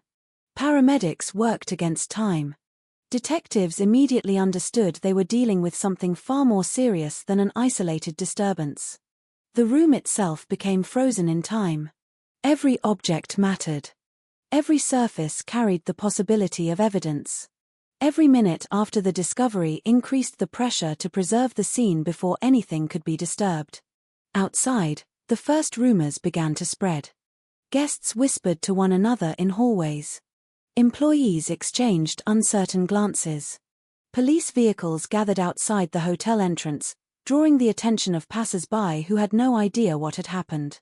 Before long, local news organizations learned that a woman had been found with fatal gunshot wounds inside one of Boston's premier hotels. Questions multiplied far faster than answers. Who was she? Why had she been there? Was this a targeted attack? Was the killer still nearby? Could the public be in danger? Investigators could not answer those questions immediately. Their task was to separate fact from assumption, one piece of evidence at a time. Inside the hotel room, forensic specialists documented every detail with painstaking care. Photographs preserved the scene exactly as it had been found. Evidence technicians searched methodically for fingerprints, biological evidence, ballistic evidence, and anything else that might identify the person responsible. Nothing was too small to matter. A fingerprint invisible to the naked eye. A discarded object. A digital record. A surveillance image. Major investigations are rarely solved through dramatic breakthroughs in the opening hours. They begin with patience. With observation. With countless careful decisions made before anyone can see the full picture. As detectives started reconstructing Julissa Brisman's final movements, they quickly recognized that this crime might not exist in isolation. Only days earlier, another woman had reported being robbed after meeting a man through Craigslist in a Boston hotel. The similarities were difficult to ignore. The method. The setting. The circumstances surrounding the meeting. Investigators suddenly faced the unsettling possibility that they were searching for someone who had already struck before and who might strike again. That realization transformed the investigation almost immediately. The question was no longer simply who had killed Julissa Brisman. It was whether the person responsible was already planning another meeting with another unsuspecting victim. Every passing hour carried new urgency. Digital evidence had to be recovered. Emails had to be traced. Hotel surveillance footage needed to be reviewed from beginning to end. Witnesses had to be identified before memories faded. The clock was no longer measuring only the time since the homicide. It was measuring the opportunity to prevent another one. Across Boston, people woke the next morning to news reports that felt deeply unsettling. A homicide inside a luxury hotel challenged assumptions about where violence belonged. It suggested that danger could appear in places designed to feel secure. It reminded the public that appearances of buildings, of neighborhoods, and even of people could be profoundly misleading. For Julissa Brisman's family and friends, however, the headlines meant something far more personal. A daughter would never return home. A friend would never answer another call. A future had ended inside a hotel room that, only hours earlier, had been just another anonymous stop in the routines of a busy city. Investigators did not yet know the name of the man they were pursuing. But somewhere beyond the growing circle of police tape, beyond the television cameras and the questions from reporters, the person they believed responsible was still free. And if their fears were correct, the story was only beginning. The moment a violent crime scene is secured, time begins to move in two completely different directions. Outside the perimeter, the world keeps turning without hesitation. Morning commuters hurry toward subway stations with coffee cups warming their hands. Delivery trucks weave through downtown traffic. Hotel guests check out, apologizing for being late to the airport, unaware that only a few floors away investigators are documenting the final moments of a young woman's life. The city refuses to stop. Inside the crime scene, however, every second is preserved. Nothing is touched without purpose. Nothing is moved without documentation. Every object becomes a potential witness. Inside the Boston Marriott Copley Place, the hotel room no longer resembled a temporary place for travelers. It had become a carefully controlled environment where detectives, crime scene photographers, forensic specialists, and evidence technicians worked with deliberate precision. Conversations were quiet. Movements were measured. Every decision carried weight because once a scene was altered, it could never be restored exactly as it had been. The first responsibility was simple in theory and extraordinarily difficult in practice. Document everything. Photographs captured the room from every angle before anyone disturbed a single item. Wide shots established the overall layout. Closer images preserved furniture, personal belongings, and subtle details that might later become significant. Evidence markers slowly appeared throughout the room as investigators identified items requiring further examination. The silence inside the room felt almost unnatural. Only hours earlier it had been occupied by two living people whose paths had crossed for the first and only time. Now it contained only questions. Experienced investigators understand that crime scenes rarely tell complete stories. They whisper fragments. A position. A distance. A missing object. A damaged surface. Each fragment must eventually fit together with dozens of others before the full picture begins to emerge. The challenge lies in resisting the temptation to reach conclusions too early. A detective who falls in love with the first theory often overlooks evidence pointing somewhere else. So they started with facts. Not assumptions. Not headlines. Facts. Julissa Brisman's injuries immediately confirmed that this was not an accidental death. The violence had been intentional, decisive, and devastating.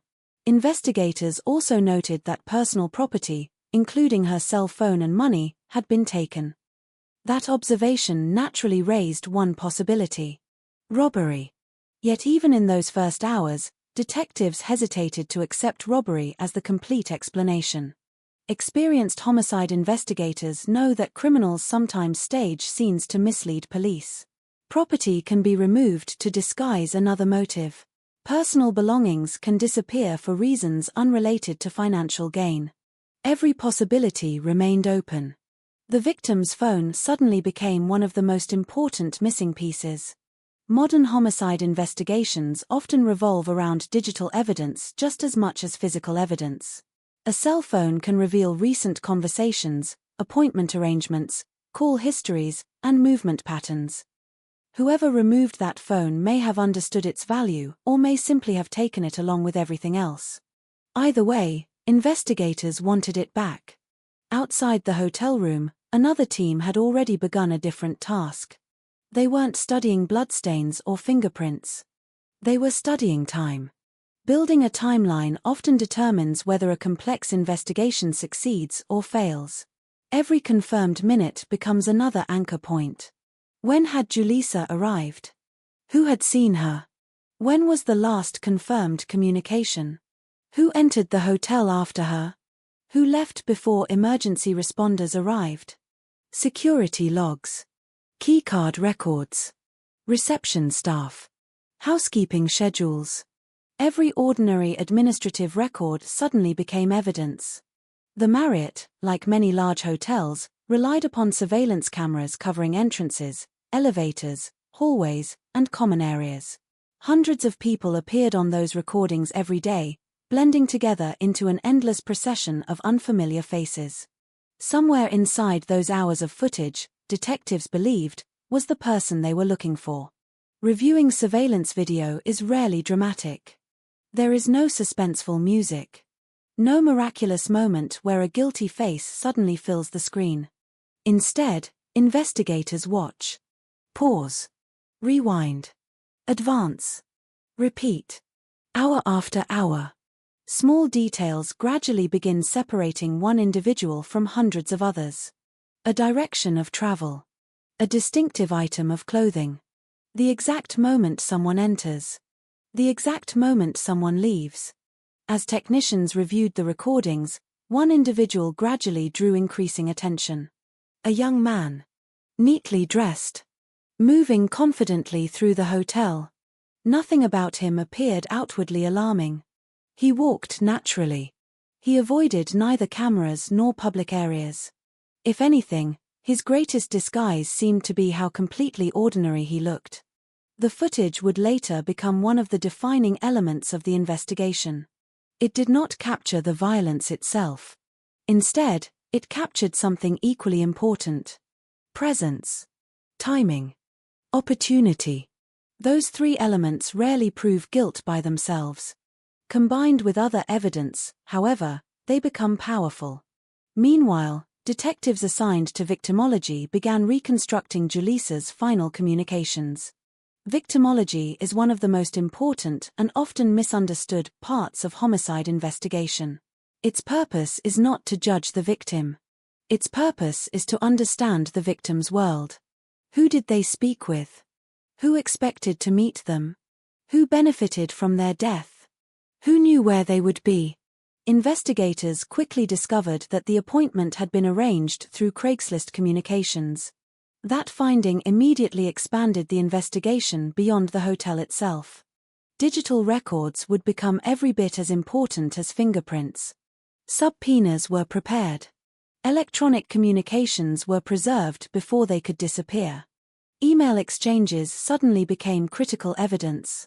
Unlike face-to-face conversations, digital messages often leave timestamps that cannot easily be forgotten or distorted by memory.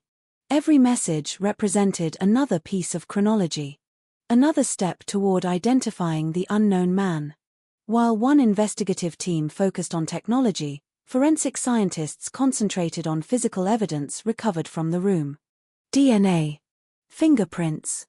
Fibers. Ballistics. Each category required different specialists, different laboratories, and different methods of comparison. Television often portrays forensic science as immediate. Reality is slower, careful, methodical. Evidence must be collected without contamination, packaged correctly, documented precisely, analyzed according to strict procedures. Mistakes can jeopardize entire prosecutions. Precision matters more than speed. As reports slowly began arriving, detectives noticed something else that refused to leave their minds. The similarities to another recent case. Only 4 days before Julissa Brisman's murder, another woman had reported being robbed after arranging a meeting through Craigslist at a Boston hotel. She had survived. At first glance, the two investigations appeared separate. Now they no longer did. The locations were similar. The circumstances were strikingly alike. The victims had both met someone they believed to be a client. The encounters had turned violent. The emerging pattern forced investigators to ask a deeply troubling question. Was Boston dealing with a serial offender? No responsible detective wants to reach that conclusion prematurely. But neither can they afford to ignore it. The consequences of waiting too long could mean another victim. Almost immediately, investigators reopened every available report involving similar circumstances. Were there additional robberies? Had anyone escaped without reporting the crime? Were other hotels involved? Every unsolved incident suddenly deserved another look. Patterns often remain invisible until one case provides the missing connection. News of the investigation spread rapidly. Television stations interrupted regular programming with updates. Newspapers published surveillance photographs as soon as police released them. Residents who had never used Craigslist suddenly found themselves discussing the risks of meeting strangers through internet advertisements. For many Americans, the internet still felt like unfamiliar territory. Convenient. Useful. But somehow detached from real life. This case shattered that illusion. It demonstrated how quickly an online conversation could become a physical encounter with irreversible consequences. The investigation itself also reflected a changing era in law enforcement. Traditional detective work, interviews, witness statements, neighborhood canvasses remained essential. But now another battlefield existed. Digital evidence. Email records. Phone data. Electronic timelines. The suspect had moved through both worlds. The physical one. And the virtual one. To identify him, detectives would have to follow both trails simultaneously. The pressure continued building. Reporters waited outside police headquarters hoping for updates. Hotel guests questioned whether they had been safe. Families across Boston wondered whether the killer remained somewhere nearby. Investigators privately shared that concern. If this individual had already committed multiple attacks within a matter of days, there was no guarantee he would stop voluntarily. Time suddenly became the investigation's greatest enemy. Every day without an arrest represented another day during which another appointment could be arranged. Another unsuspecting victim could answer another email. Another hotel room door could quietly close behind two strangers. Inside conference rooms at police headquarters, maps, timelines, surveillance images, and investigative notes slowly covered the walls. No single piece of evidence solved the case. Instead, detectives began constructing something larger. A mosaic. Each fragment appeared ordinary when viewed alone. Together, they formed the outline of a man who believed he had disappeared into anonymity. He had counted on strangers never seeing him twice. He had counted on busy hotels swallowing his movements. He had counted on digital communication hiding his identity. Piece by piece, those assumptions were beginning to fail. Investigators still did not know his name. But they were no longer chasing a shadow. They were chasing a pattern. And patterns, unlike people, have a habit of revealing themselves to anyone patient enough to keep looking. The investigation into the Craigslist killer case entered a new and more complicated phase. The first hours after a crime are often described as a race against time. But after the initial shock begins to fade, investigations enter a different stage, one that can be even more challenging. The adrenaline disappears. The emergency calls slow down. The flashing lights outside the crime scene are replaced by conference rooms, evidence files, and endless questions. A murder can happen in seconds. Understanding why it happened can take months. For detectives in Boston, the case surrounding Jaleesa Brisman was no longer just about finding the person who entered a hotel room and left behind a tragedy. It was about understanding the person behind the actions. Who was he? How did he choose his victims? How did he select his locations? Was this a desperate criminal looking for money? Was it someone seeking control? Was there a deeper psychological motivation that investigators had not yet uncovered? Every answer depended on finding connections hidden inside thousands of small details. The first major challenge was identifying the unknown man captured on surveillance footage. The images showed a person who appeared calm and composed. He did not move like someone running from danger. He did not appear lost or confused. His movements suggested familiarity with the environment, as if he understood exactly where he was and what he was doing. That detail mattered. Many criminals reveal themselves through panic. They make mistakes because fear interrupts planning. They leave behind obvious traces because they act impulsively. But this suspect appeared different. He seemed organized. Careful. Comfortable. The investigators were not searching for a stranger who had randomly wandered into the hotel. They were searching for someone who had entered with purpose. At the same time, detectives continued examining the earlier robbery reported on April 10, 2009. That victim had survived. Her survival would become one of the most important developments in the entire investigation. Unlike Julissa Brisman, she could provide something investigators desperately needed. A human description. A memory. A voice. A moment-by-moment account of the person who had stood in front of her. She described a man who did not immediately fit the public image of a violent offender. He was young. He was polite. He appeared presentable. The kind of person many people would not instinctively fear. That description matched the person appearing in hotel surveillance footage. The possibility that the two incidents were connected grew stronger. Still, investigators had to remain cautious. Similarities could create assumptions. Assumptions could create mistakes. A homicide investigation cannot be built on the feeling that two cases seem connected. It requires evidence. The detectives needed something that could move the case from suspicion into identification. The answer began emerging through the digital world.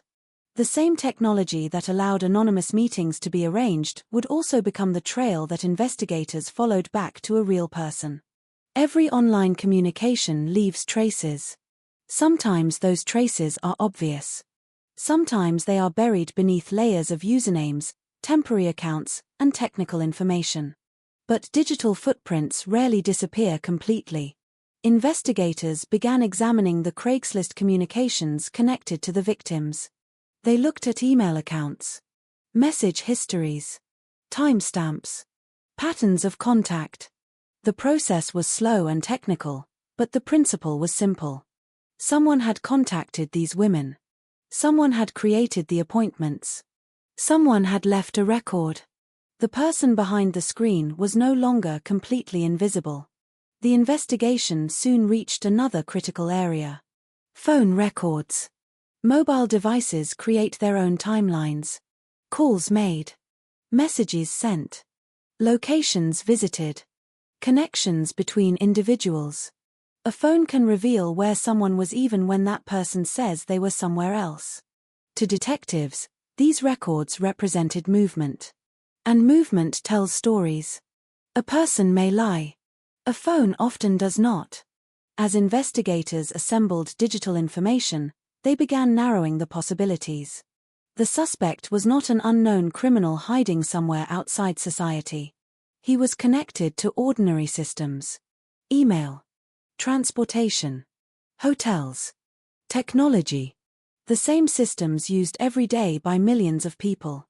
That realization was both helpful and unsettling. The person they were looking for was not operating in a separate world. He was moving through the same world as everyone else. Meanwhile, public attention surrounding the case intensified.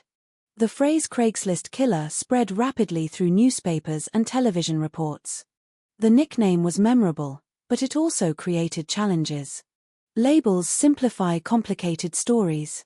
The public wanted a clear explanation. A villain. A motive. A beginning and an end. Investigators did not have that luxury. They had unanswered questions. They had a victim whose family wanted justice. They had surviving witnesses whose lives had been permanently changed. And they had a suspect who still had not been arrested. Every day without an arrest increased the pressure. The investigation expanded beyond Boston. Law enforcement agencies reviewed similar incidents in other areas, looking for possible connections. Had this person traveled? Had there been previous attacks? Were there other victims who had never come forward? The possibility of additional crimes always exists in investigations involving repeated patterns. But possibility is not proof. Detectives had to separate what they knew from what they feared. That distinction became increasingly important as media attention grew. The public often assumes investigators immediately know more than they reveal. The reality is usually the opposite. In the early stages of a major case, investigators often know less than anyone expects. They are working with fragments. A photograph. A statement. A digital record. A timeline. A feeling that something connects. Their job is turning uncertainty into certainty. And certainty takes time. As the investigation continued, attention began focusing on a young medical student named Philip Markoff. At first glance, he seemed almost impossible to connect to the crimes. He was studying medicine. He had no known history of serious criminal behavior. He was engaged to be married. He had built a life that appeared completely separate from the violence investigators were examining. To many people who knew him, the accusation seemed impossible. That reaction would become one of the most discussed aspects of the case. How could someone with such a promising future become connected to such disturbing allegations? But investigators were not looking at reputation. They were looking at evidence. A person's public image does not eliminate the possibility of criminal behavior. Nor does suspicion alone prove guilt. The only path forward was the evidence. And evidence was beginning to create a picture that could no longer be ignored. The distance between the anonymous online identity and the real person behind it was becoming smaller. The investigation had started with a question. Who was this person? Now it was moving toward a much more specific question. Was Philip Markoff the man they had been searching for? The answer would come through a combination of surveillance, digital records, forensic evidence, and a carefully planned operation. But before investigators made their move, they had to be certain. Because once they accused someone publicly, there would be no returning to the investigation as it existed before. A mistake could destroy an innocent person's life. A delay could allow a dangerous person to hurt someone else. The balance between caution and urgency had never been more important. And in the middle of that uncertainty stood two completely different images of the same man. One image showed a medical student preparing for a respected career. The other showed a suspect connected to a series of violent encounters. The world was about to discover how dramatically those two images could collide. The turning point in a criminal investigation rarely arrives with the dramatic certainty people expect. There is no single moment where every question disappears. No instant where detectives suddenly understand everything. Most breakthroughs are built quietly, piece by piece, through countless hours of work that appear insignificant until one final connection brings everything together. For the investigators following the Craigslist killer case, that moment came through a combination of technology, surveillance, and traditional police work.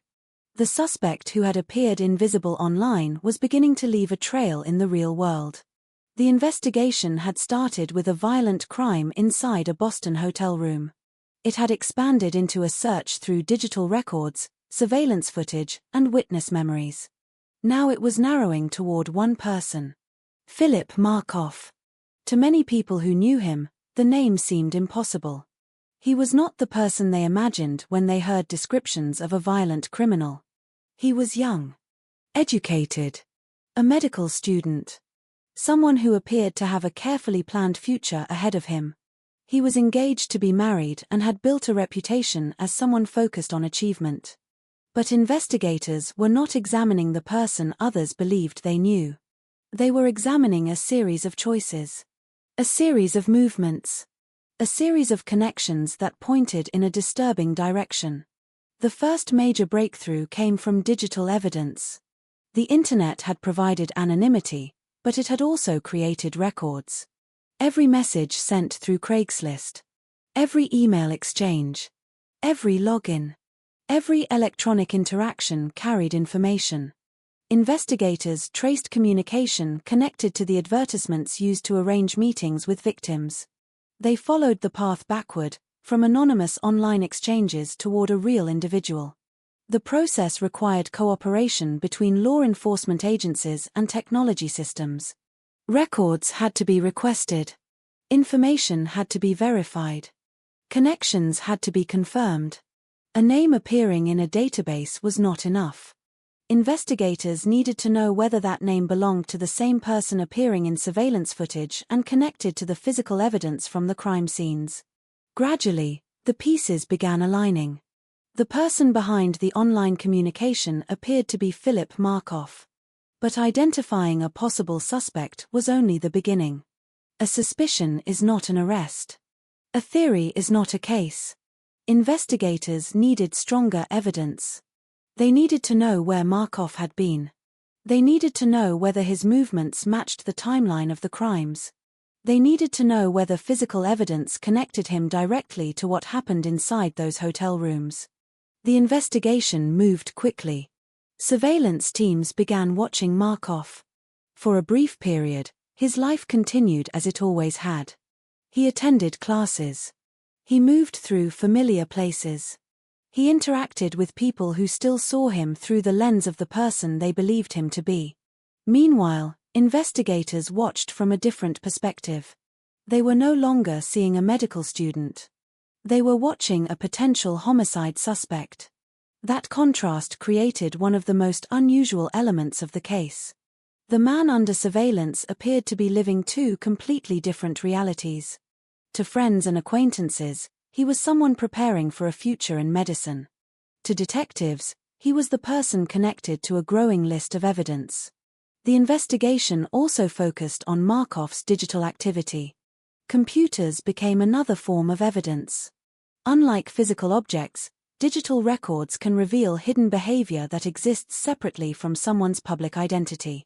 A person can appear one way in daily life and another way online. Investigators believed that was exactly what had happened. Behind anonymous communication, they found patterns that connected Markov to the victims. The separation between his public life and his private actions was becoming harder to maintain. Then came another critical step. Search warrants. When investigators enter someone's personal space, they are no longer simply gathering information. They are searching for confirmation. Every item recovered can strengthen or weaken a theory. A computer. A phone. A weapon. Clothing. Documents. Anything connected to the timeline of events. The goal is not to find something suspicious. The goal is to find something that connects. For investigators, the evidence collected would become central to the case. The alleged connection between Markov and the crimes was no longer based only on digital communication or surveillance images. Physical evidence began adding another layer. The case was transforming from an investigation into an accusation. But before an arrest could happen, detectives had one more difficult task. They had to move carefully. Philip Markov was not hiding in a remote location. He was not openly fleeing. He was living a recognizable life. Any mistake could alert him. Any premature action could destroy the opportunity to gather additional evidence. Investigators understood the importance of timing. A successful arrest requires more than knowing who the suspect is. It requires knowing when to act. On April 20, 2009, that moment arrived. Markov was arrested while driving with his fiancée. The image shocked the public. A young man who appeared to represent success and promise was suddenly placed at the center of a murder investigation. The contrast was impossible to ignore. Only days earlier, he had been viewed by many as a future doctor. Now he was being identified by authorities as the suspect in a case that had captured national attention. News cameras quickly surrounded the story. Reporters searched for answers. People who knew Markov struggled to understand what they were seeing. The person they recognized and the person described by investigators seemed impossible to reconcile. That reaction would become one of the defining themes of the entire case. How well can we truly know another person? How much of someone's life exists beyond what they allow others to see? Those questions were not answered by the arrest. In many ways, the arrest created even more questions. What was the motive? Was money the reason? Was there something psychological driving the behavior? Were there other victims? Was the public only seeing part of the story? Investigators continued working. An arrest does not end an investigation. Often, it only changes its direction.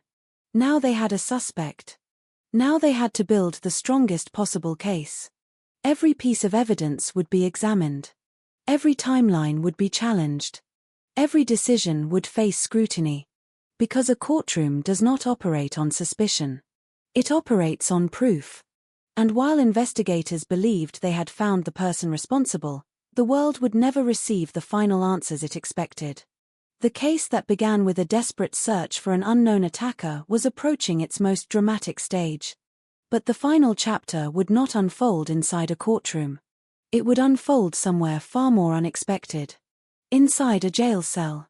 Before that happened, however, the world would watch as the image of Philip Markoff changed forever. The promising medical student. The future physician. The man with a wedding planned. The person many believed they knew.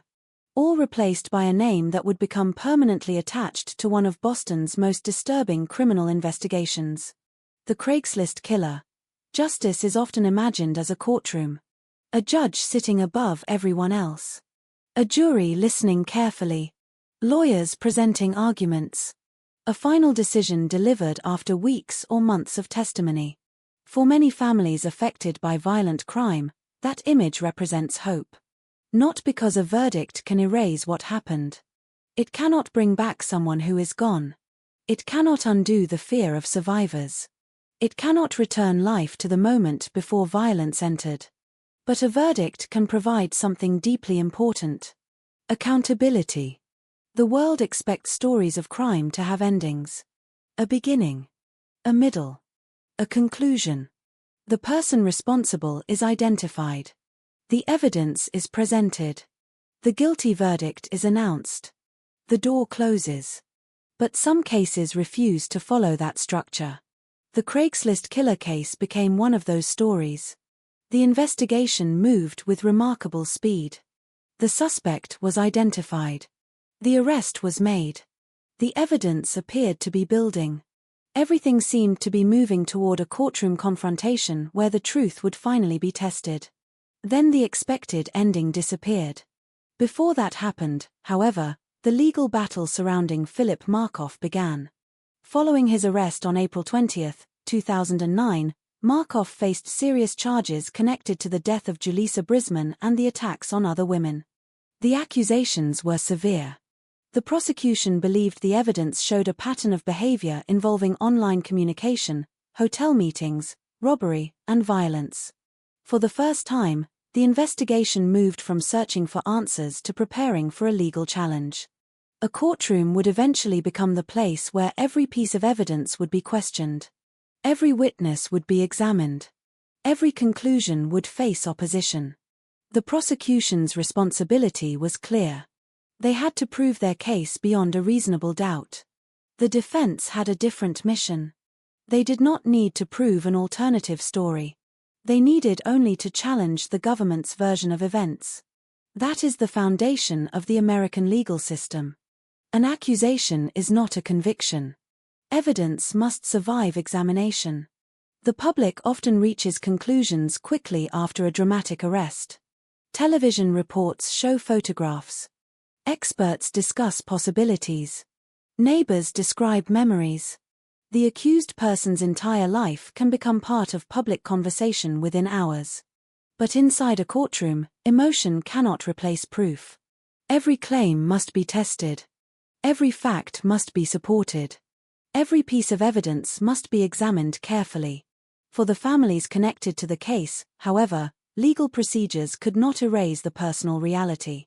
For Julissa Brisman's loved ones, there was no returning to the life that existed before April 2009. Her absence remained constant. The investigation might have focused on evidence and timelines, but grief followed a different calendar. There are no deadlines for missing someone. There is no final report that ends the pain. There is no arrest that restores what was lost. For survivors of the other attacks, the legal process represented another kind of struggle. They had survived, but survival did not mean the experience disappeared. The memory of being threatened by someone they believed they could trust would remain part of their lives. The courtroom, if it happened, would have forced them to revisit those moments. To describe them. To answer questions about them. To transform personal trauma into public testimony.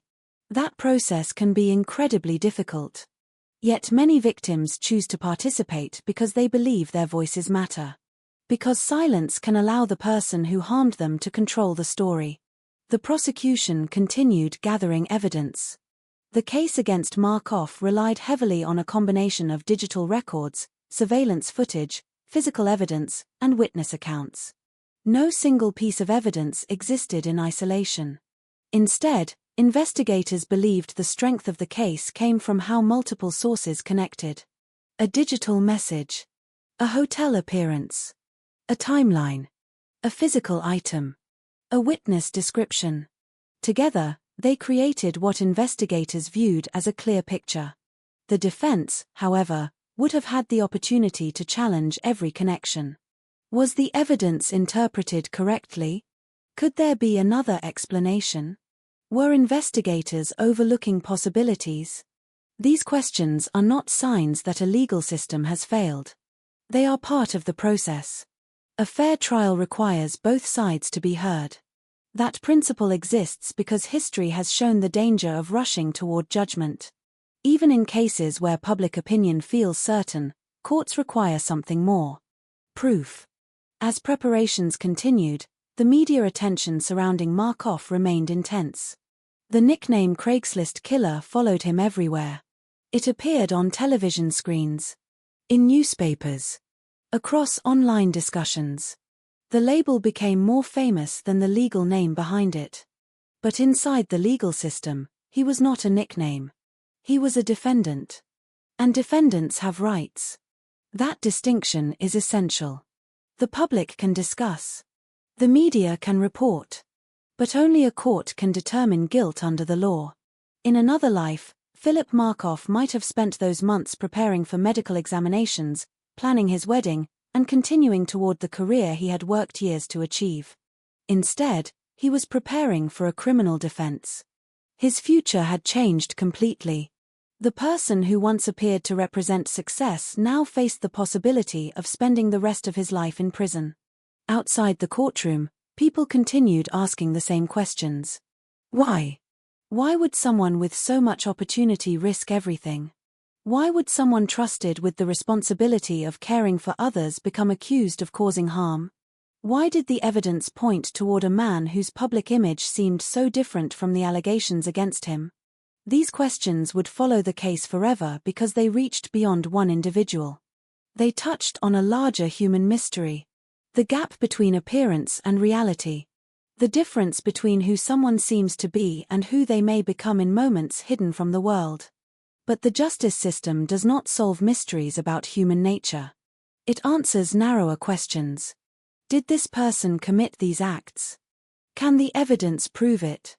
Can responsibility be established according to the law? For Philip Markoff, those questions would never receive their final examination. The courtroom that many expected to become the final stage of the story would remain empty. The witnesses would never testify. The evidence would never be presented before a jury. The arguments would never be completed. The verdict would never be read.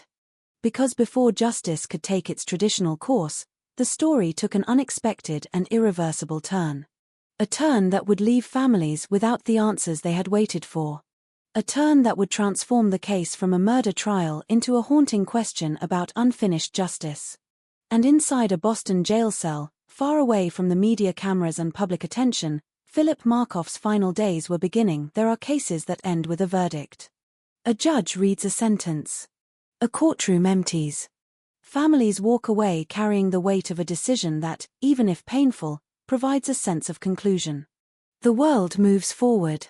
But some cases never receive that final moment.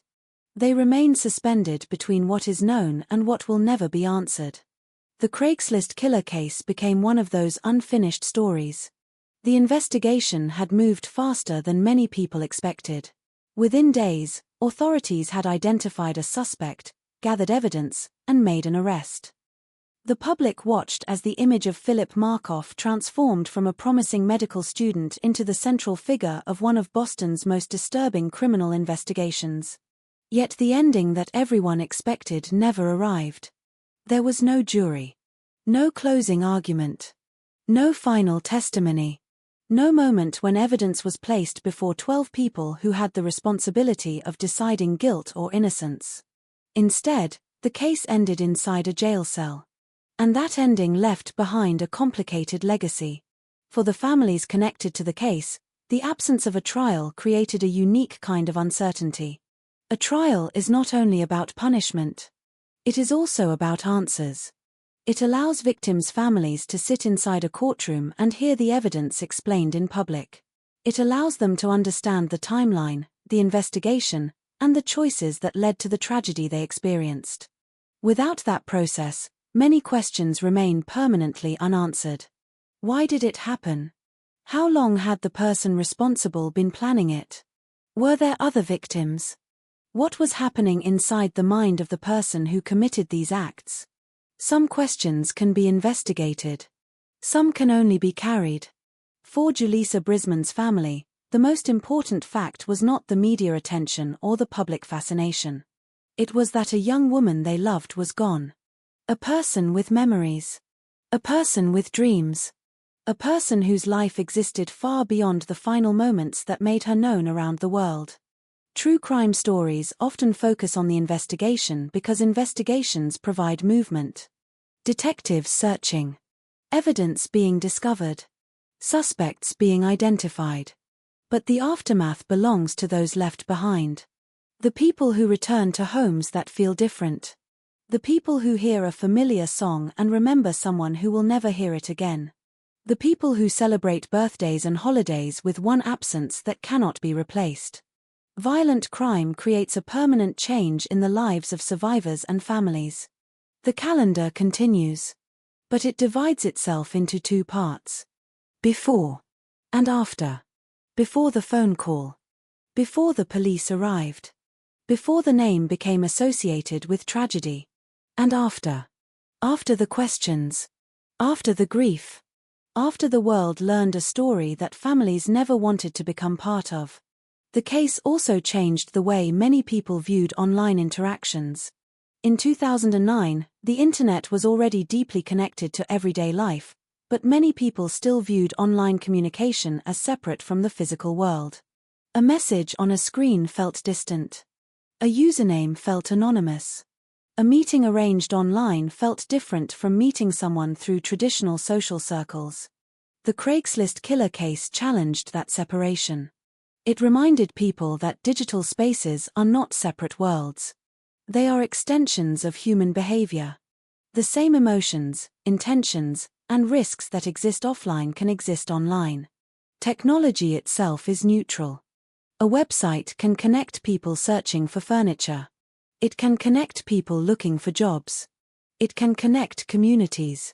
But it can also connect individuals whose intentions are harmful. The responsibility belongs to the person who chooses to cause harm.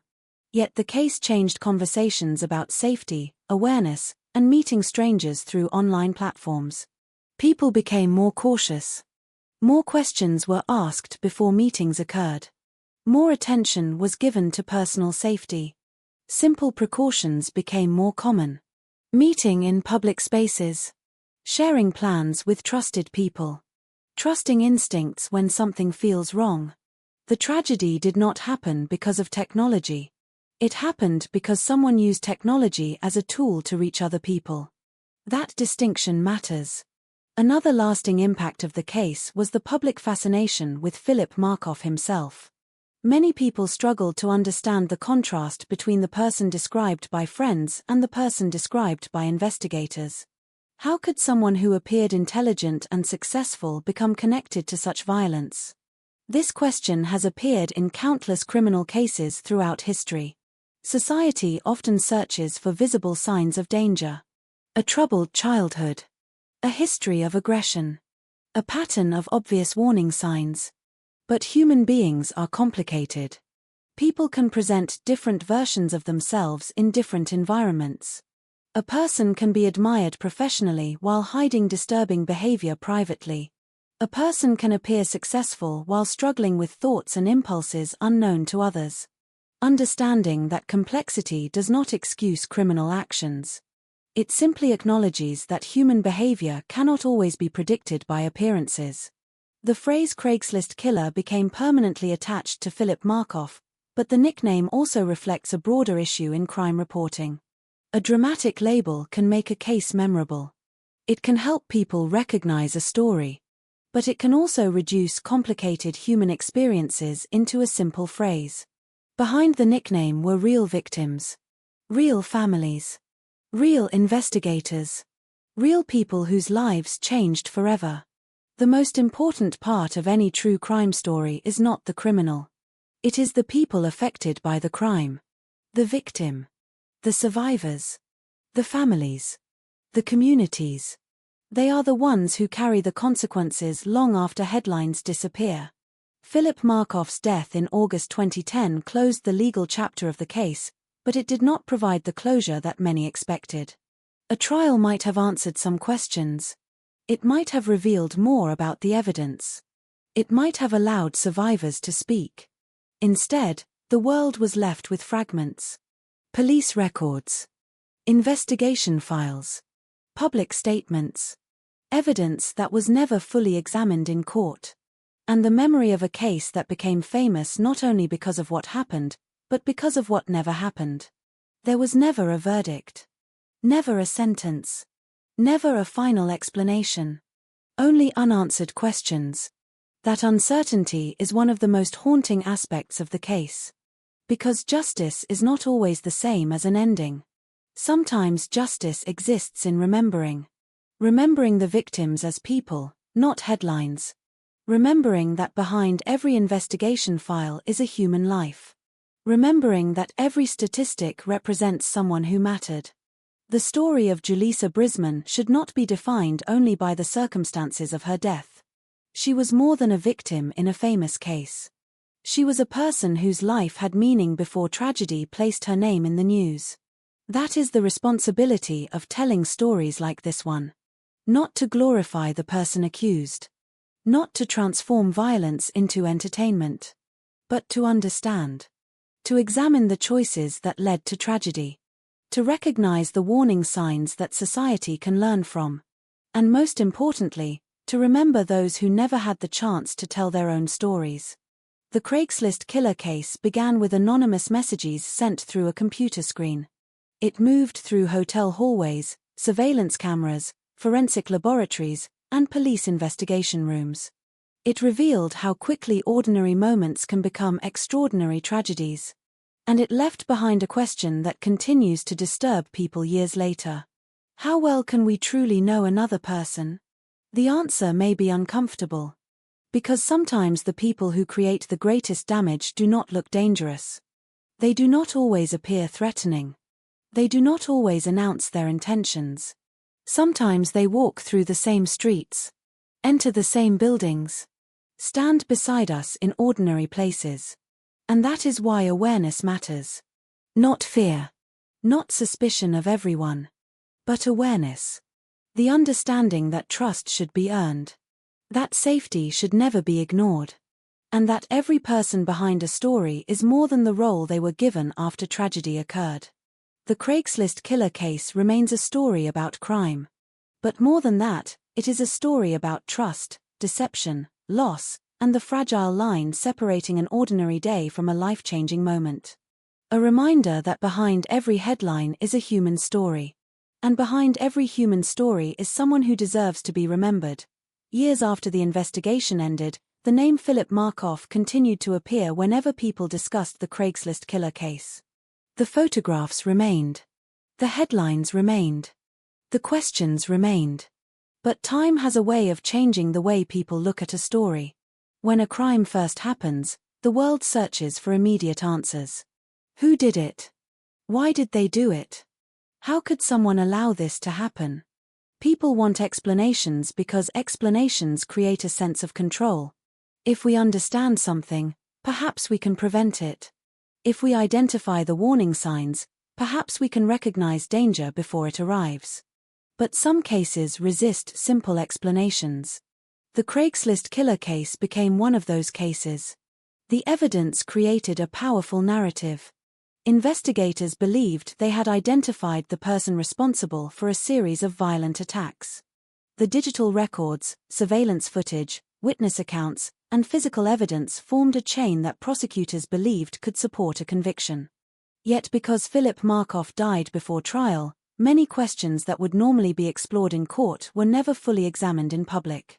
The courtroom would have been a place where every detail faced challenge. where prosecutors would explain their theory, where defense attorneys would question assumptions, where witnesses would tell their stories under examination. Instead, the case ended before that process could happen.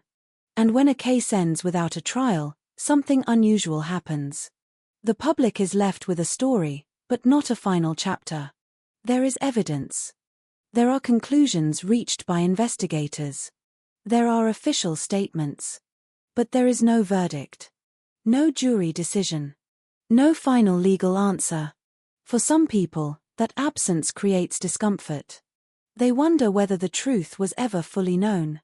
They wonder what additional information might have emerged if the case had gone to trial.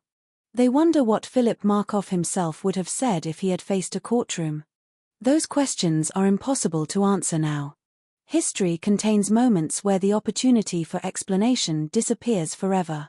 This was one of those moments. One of the greatest mysteries surrounding the case was motivation. What caused a person with an apparently successful life to become involved in violent crime? The simple answers are often the least satisfying.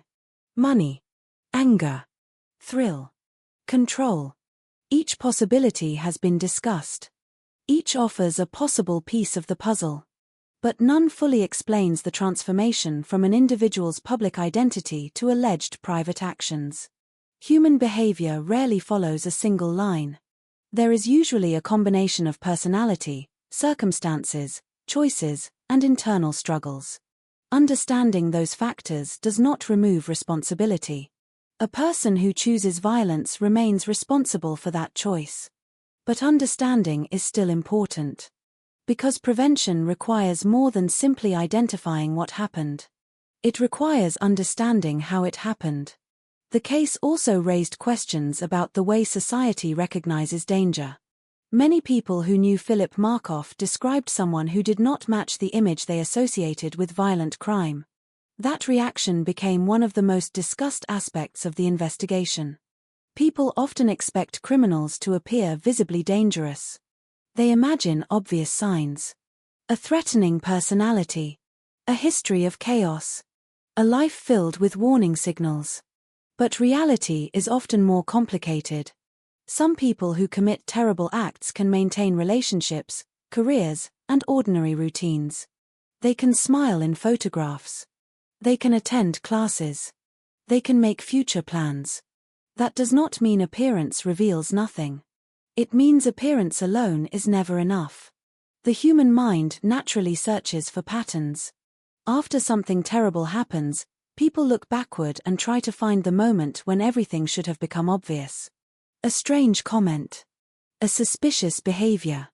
A moment that seemed unusual. But hindsight can create an illusion of certainty. A small detail that seemed meaningless before tragedy can appear significant afterward. Investigators must be careful with that. They cannot build cases on imagination. They must build them on evidence. That principle separates investigation from speculation. The Craigslist killer case also changed conversations about digital privacy and online identity. In many ways, the investigation represented a new era of criminal investigation. Traditional detective work remained essential. Interviews mattered. Physical evidence mattered. Witnesses mattered. But the digital world had become another crime scene. Emails. Online advertisements. Electronic communication.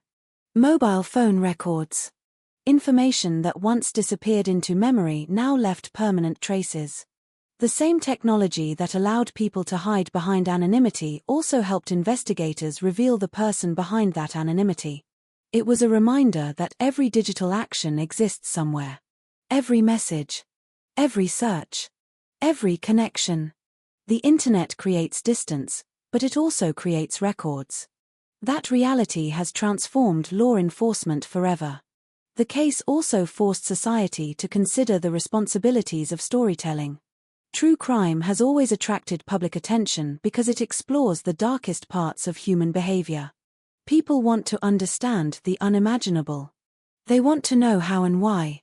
But there is a danger when the criminal becomes more famous than the victims. The phrase Craigslist killer became widely recognized. The name became associated with documentaries, articles, and discussions. But behind that label were people whose lives were permanently affected. Julissa Brisman was not simply a victim in a famous case. She was a person with her own history, her own relationships, her own experiences. The women who survived attacks were not simply witnesses. They were individuals who endured frightening experiences and carried those memories afterward. Their stories matter because the impact of crime does not end when the investigation ends. A criminal case may close. A person may be arrested. A suspect may disappear. But victims and families continue living with the consequences. That is the part of true crime that deserves the greatest attention. Not the mystery. Not the investigation. The people. Because every crime creates a circle of impact. It reaches families, friends, communities, sometimes entire cities. Boston experienced that in 2009. A city known for education, medicine, and history suddenly found itself discussing a crime that challenged assumptions about safety and trust. A luxury hotel became associated with fear. An online marketplace became associated with danger. A medical student became associated with a criminal investigation. The ordinary became connected with the extraordinary. And perhaps that is why the case remains memorable. Not because it was impossible to imagine, but because it was possible. The events did not happen in a fictional world. They happened in familiar places. Through familiar technology. Between people who were simply living their lives. That is what makes cases like this so unsettling. They remind us that tragedy rarely announces itself. It does not always arrive with obvious warning. Sometimes it appears as an ordinary message. An ordinary meeting. An ordinary evening. And only afterward does the world understand what was happening. The final image of this case is not a courtroom. It is not a police station. It is not a headline. It is the empty space left behind. The unanswered questions. The lives changed forever. The families who continue remembering someone who should still be here. The investigation may have ended. The legal process may have stopped. But the human story continues.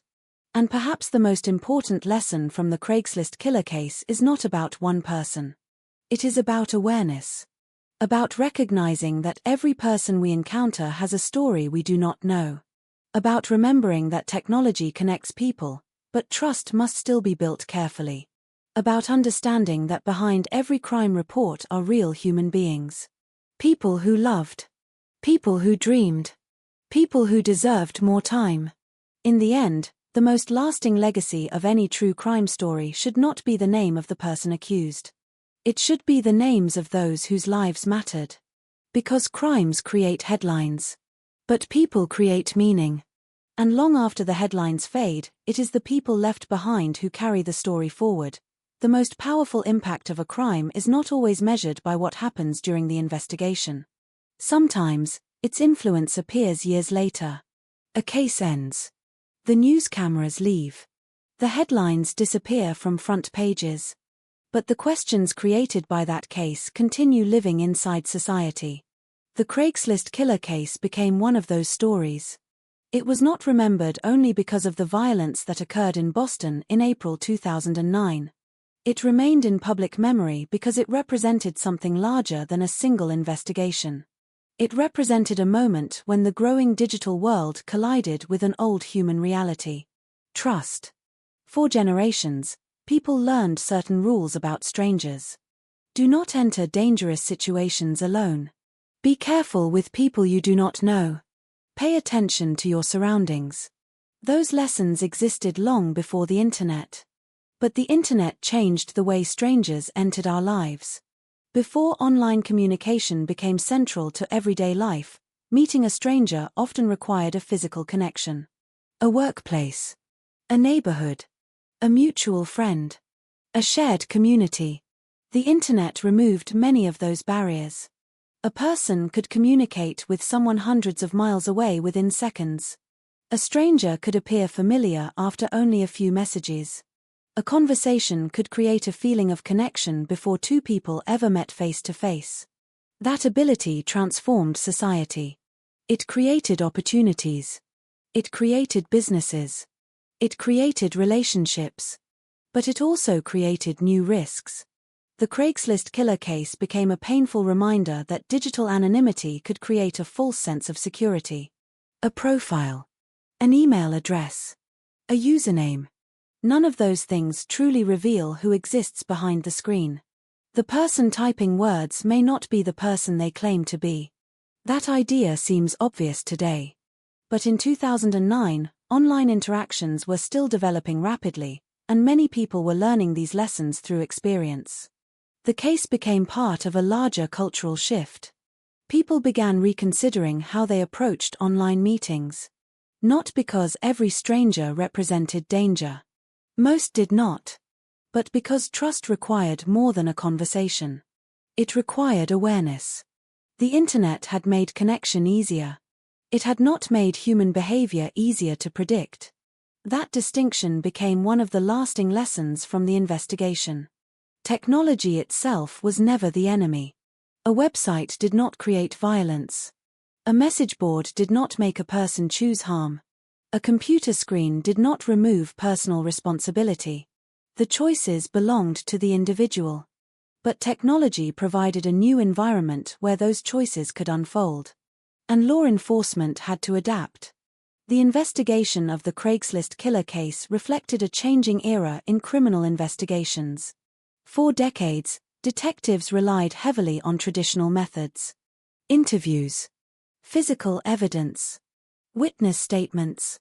Surveillance. Those methods remained essential. But the digital world introduced another dimension. A person's online activity could reveal patterns invisible in everyday life. A deleted message might still exist somewhere. A digital connection could create a timeline. A device could reveal movement. A username could eventually lead investigators back to a real identity. The same technology that allowed someone to hide behind anonymity could also expose them. That balance became one of the defining characteristics of modern investigations. Digital evidence changed the relationship between crime and technology. The internet was no longer simply a place where crimes were discussed. It became a place where evidence existed. Investigators around the world increasingly learned that the digital footprint of a person could be as important as fingerprints left at a physical location. Every click. Every communication. Every connection. Potentially meaningful. The Craigslist killer case became part of that evolution. It showed the public that online behavior was not separate from real-world consequences. The virtual world and the physical world were connected. A message could become a meeting. A meeting could become a crime scene. And a digital record could become the path investigators followed to uncover the truth. But perhaps the most important legacy of the case was not technological. It was human. The story reminded people that behind every online interaction was another person. Not a username. Not an advertisement. Not a profile. A person. Someone with fears. Someone with hopes. Someone who deserved safety and respect. That reminder became especially important because the victims in this case were sometimes discussed through the circumstances surrounding the crime rather than the lives they lived before it. True crime has a responsibility. It must examine wrongdoing. It must analyze investigations. It must explore unanswered questions. But it must never forget the people who suffered because of those crimes. The most important names in this story are not only connected to evidence and investigations. They are connected to lives interrupted. To families changed. To futures that disappeared too soon. Years after the case, the conversations surrounding online safety continued evolving. Dating applications became more common. Social media became deeply integrated into everyday life. People formed friendships, relationships, and professional connections through screens. The digital world became impossible to separate from ordinary life. The lesson was not to fear connection. Human connection remains one of the most valuable parts of existence. The lesson was to understand that convenience should not replace caution. A few seconds of preparation can sometimes prevent devastating consequences. Meeting in public spaces. Sharing plans with trusted people. Maintaining awareness. Recognizing uncomfortable situations. These are simple actions. But simple actions often matter most. The case also changed how many people viewed appearances. One of the reasons the story attracted so much attention was the contrast between perception and accusation. Philip Markoff appeared, to many people, to represent achievement and promise. His background created an image that conflicted with the allegations against him. That contradiction fascinated the public. But it also revealed something uncomfortable about human judgment. People often believe they can identify danger by looking at someone. They believe they know what a criminal looks like. They believe certain backgrounds, careers, or achievements protect people from suspicion. Reality is far more complicated. A person's achievements do not automatically reveal their character. A person's appearance does not reveal their intentions. The only reliable measure of criminal responsibility is evidence. Not reputation. Not assumptions. Not appearances. The investigation forced society to confront that uncomfortable reality. People are complicated. Sometimes the person we think we know is only one part of a larger story. That does not mean everyone hides terrible secrets. It means understanding another person completely is far more difficult than we often admit. The years following the case also raised questions about media coverage. How should society discuss crimes that involve real victims? How much attention should be given to the person accused? How can stories be told without turning tragedy into entertainment? These questions continue to challenge journalists, documentary creators, and storytellers. A compelling story should not come at the expense of human dignity. The purpose of remembering a case should not be fascination with violence. It should be understanding. Understanding how crimes happen. Understanding how investigations work. Understanding how communities recover. Understanding how victims and families continue living after the cameras leave. The Craigslist killer case remains part of criminal history because it existed at the intersection of several major changes. The growth of online communication. The evolution of digital investigations. The public's changing relationship with technology. And the timeless human struggle to understand why some people choose to harm others. More than a decade later, the world has changed dramatically. The internet is faster. Technology is more advanced. People are more connected than ever before. But the fundamental lesson remains the same. Every connection carries responsibility. Every interaction carries consequences. Every person has a story that cannot be understood through a single image or a single moment. The case began with anonymous messages. It ended with unanswered questions. Between those 2 points were lives changed forever. A young woman whose future was taken away. Survivors who carried memories they never asked for. Families forced to navigate unimaginable grief. Investigators who followed evidence through a complex digital trail. And a society that learned, painfully, that the online world was never separate from the real one. The legacy of the Craigslist killer case is not simply a warning about technology. It is a reminder about humanity. About the importance of awareness. About the importance of compassion. And about the responsibility to remember that behind every headline is a human story. Because long after investigations close and media attention fades, one truth remains. The people affected by crime are more than what happened to them. They are more than a case file. More than a headline. More than a moment in history. They are lives. And those lives are the reason these stories must continue to be told.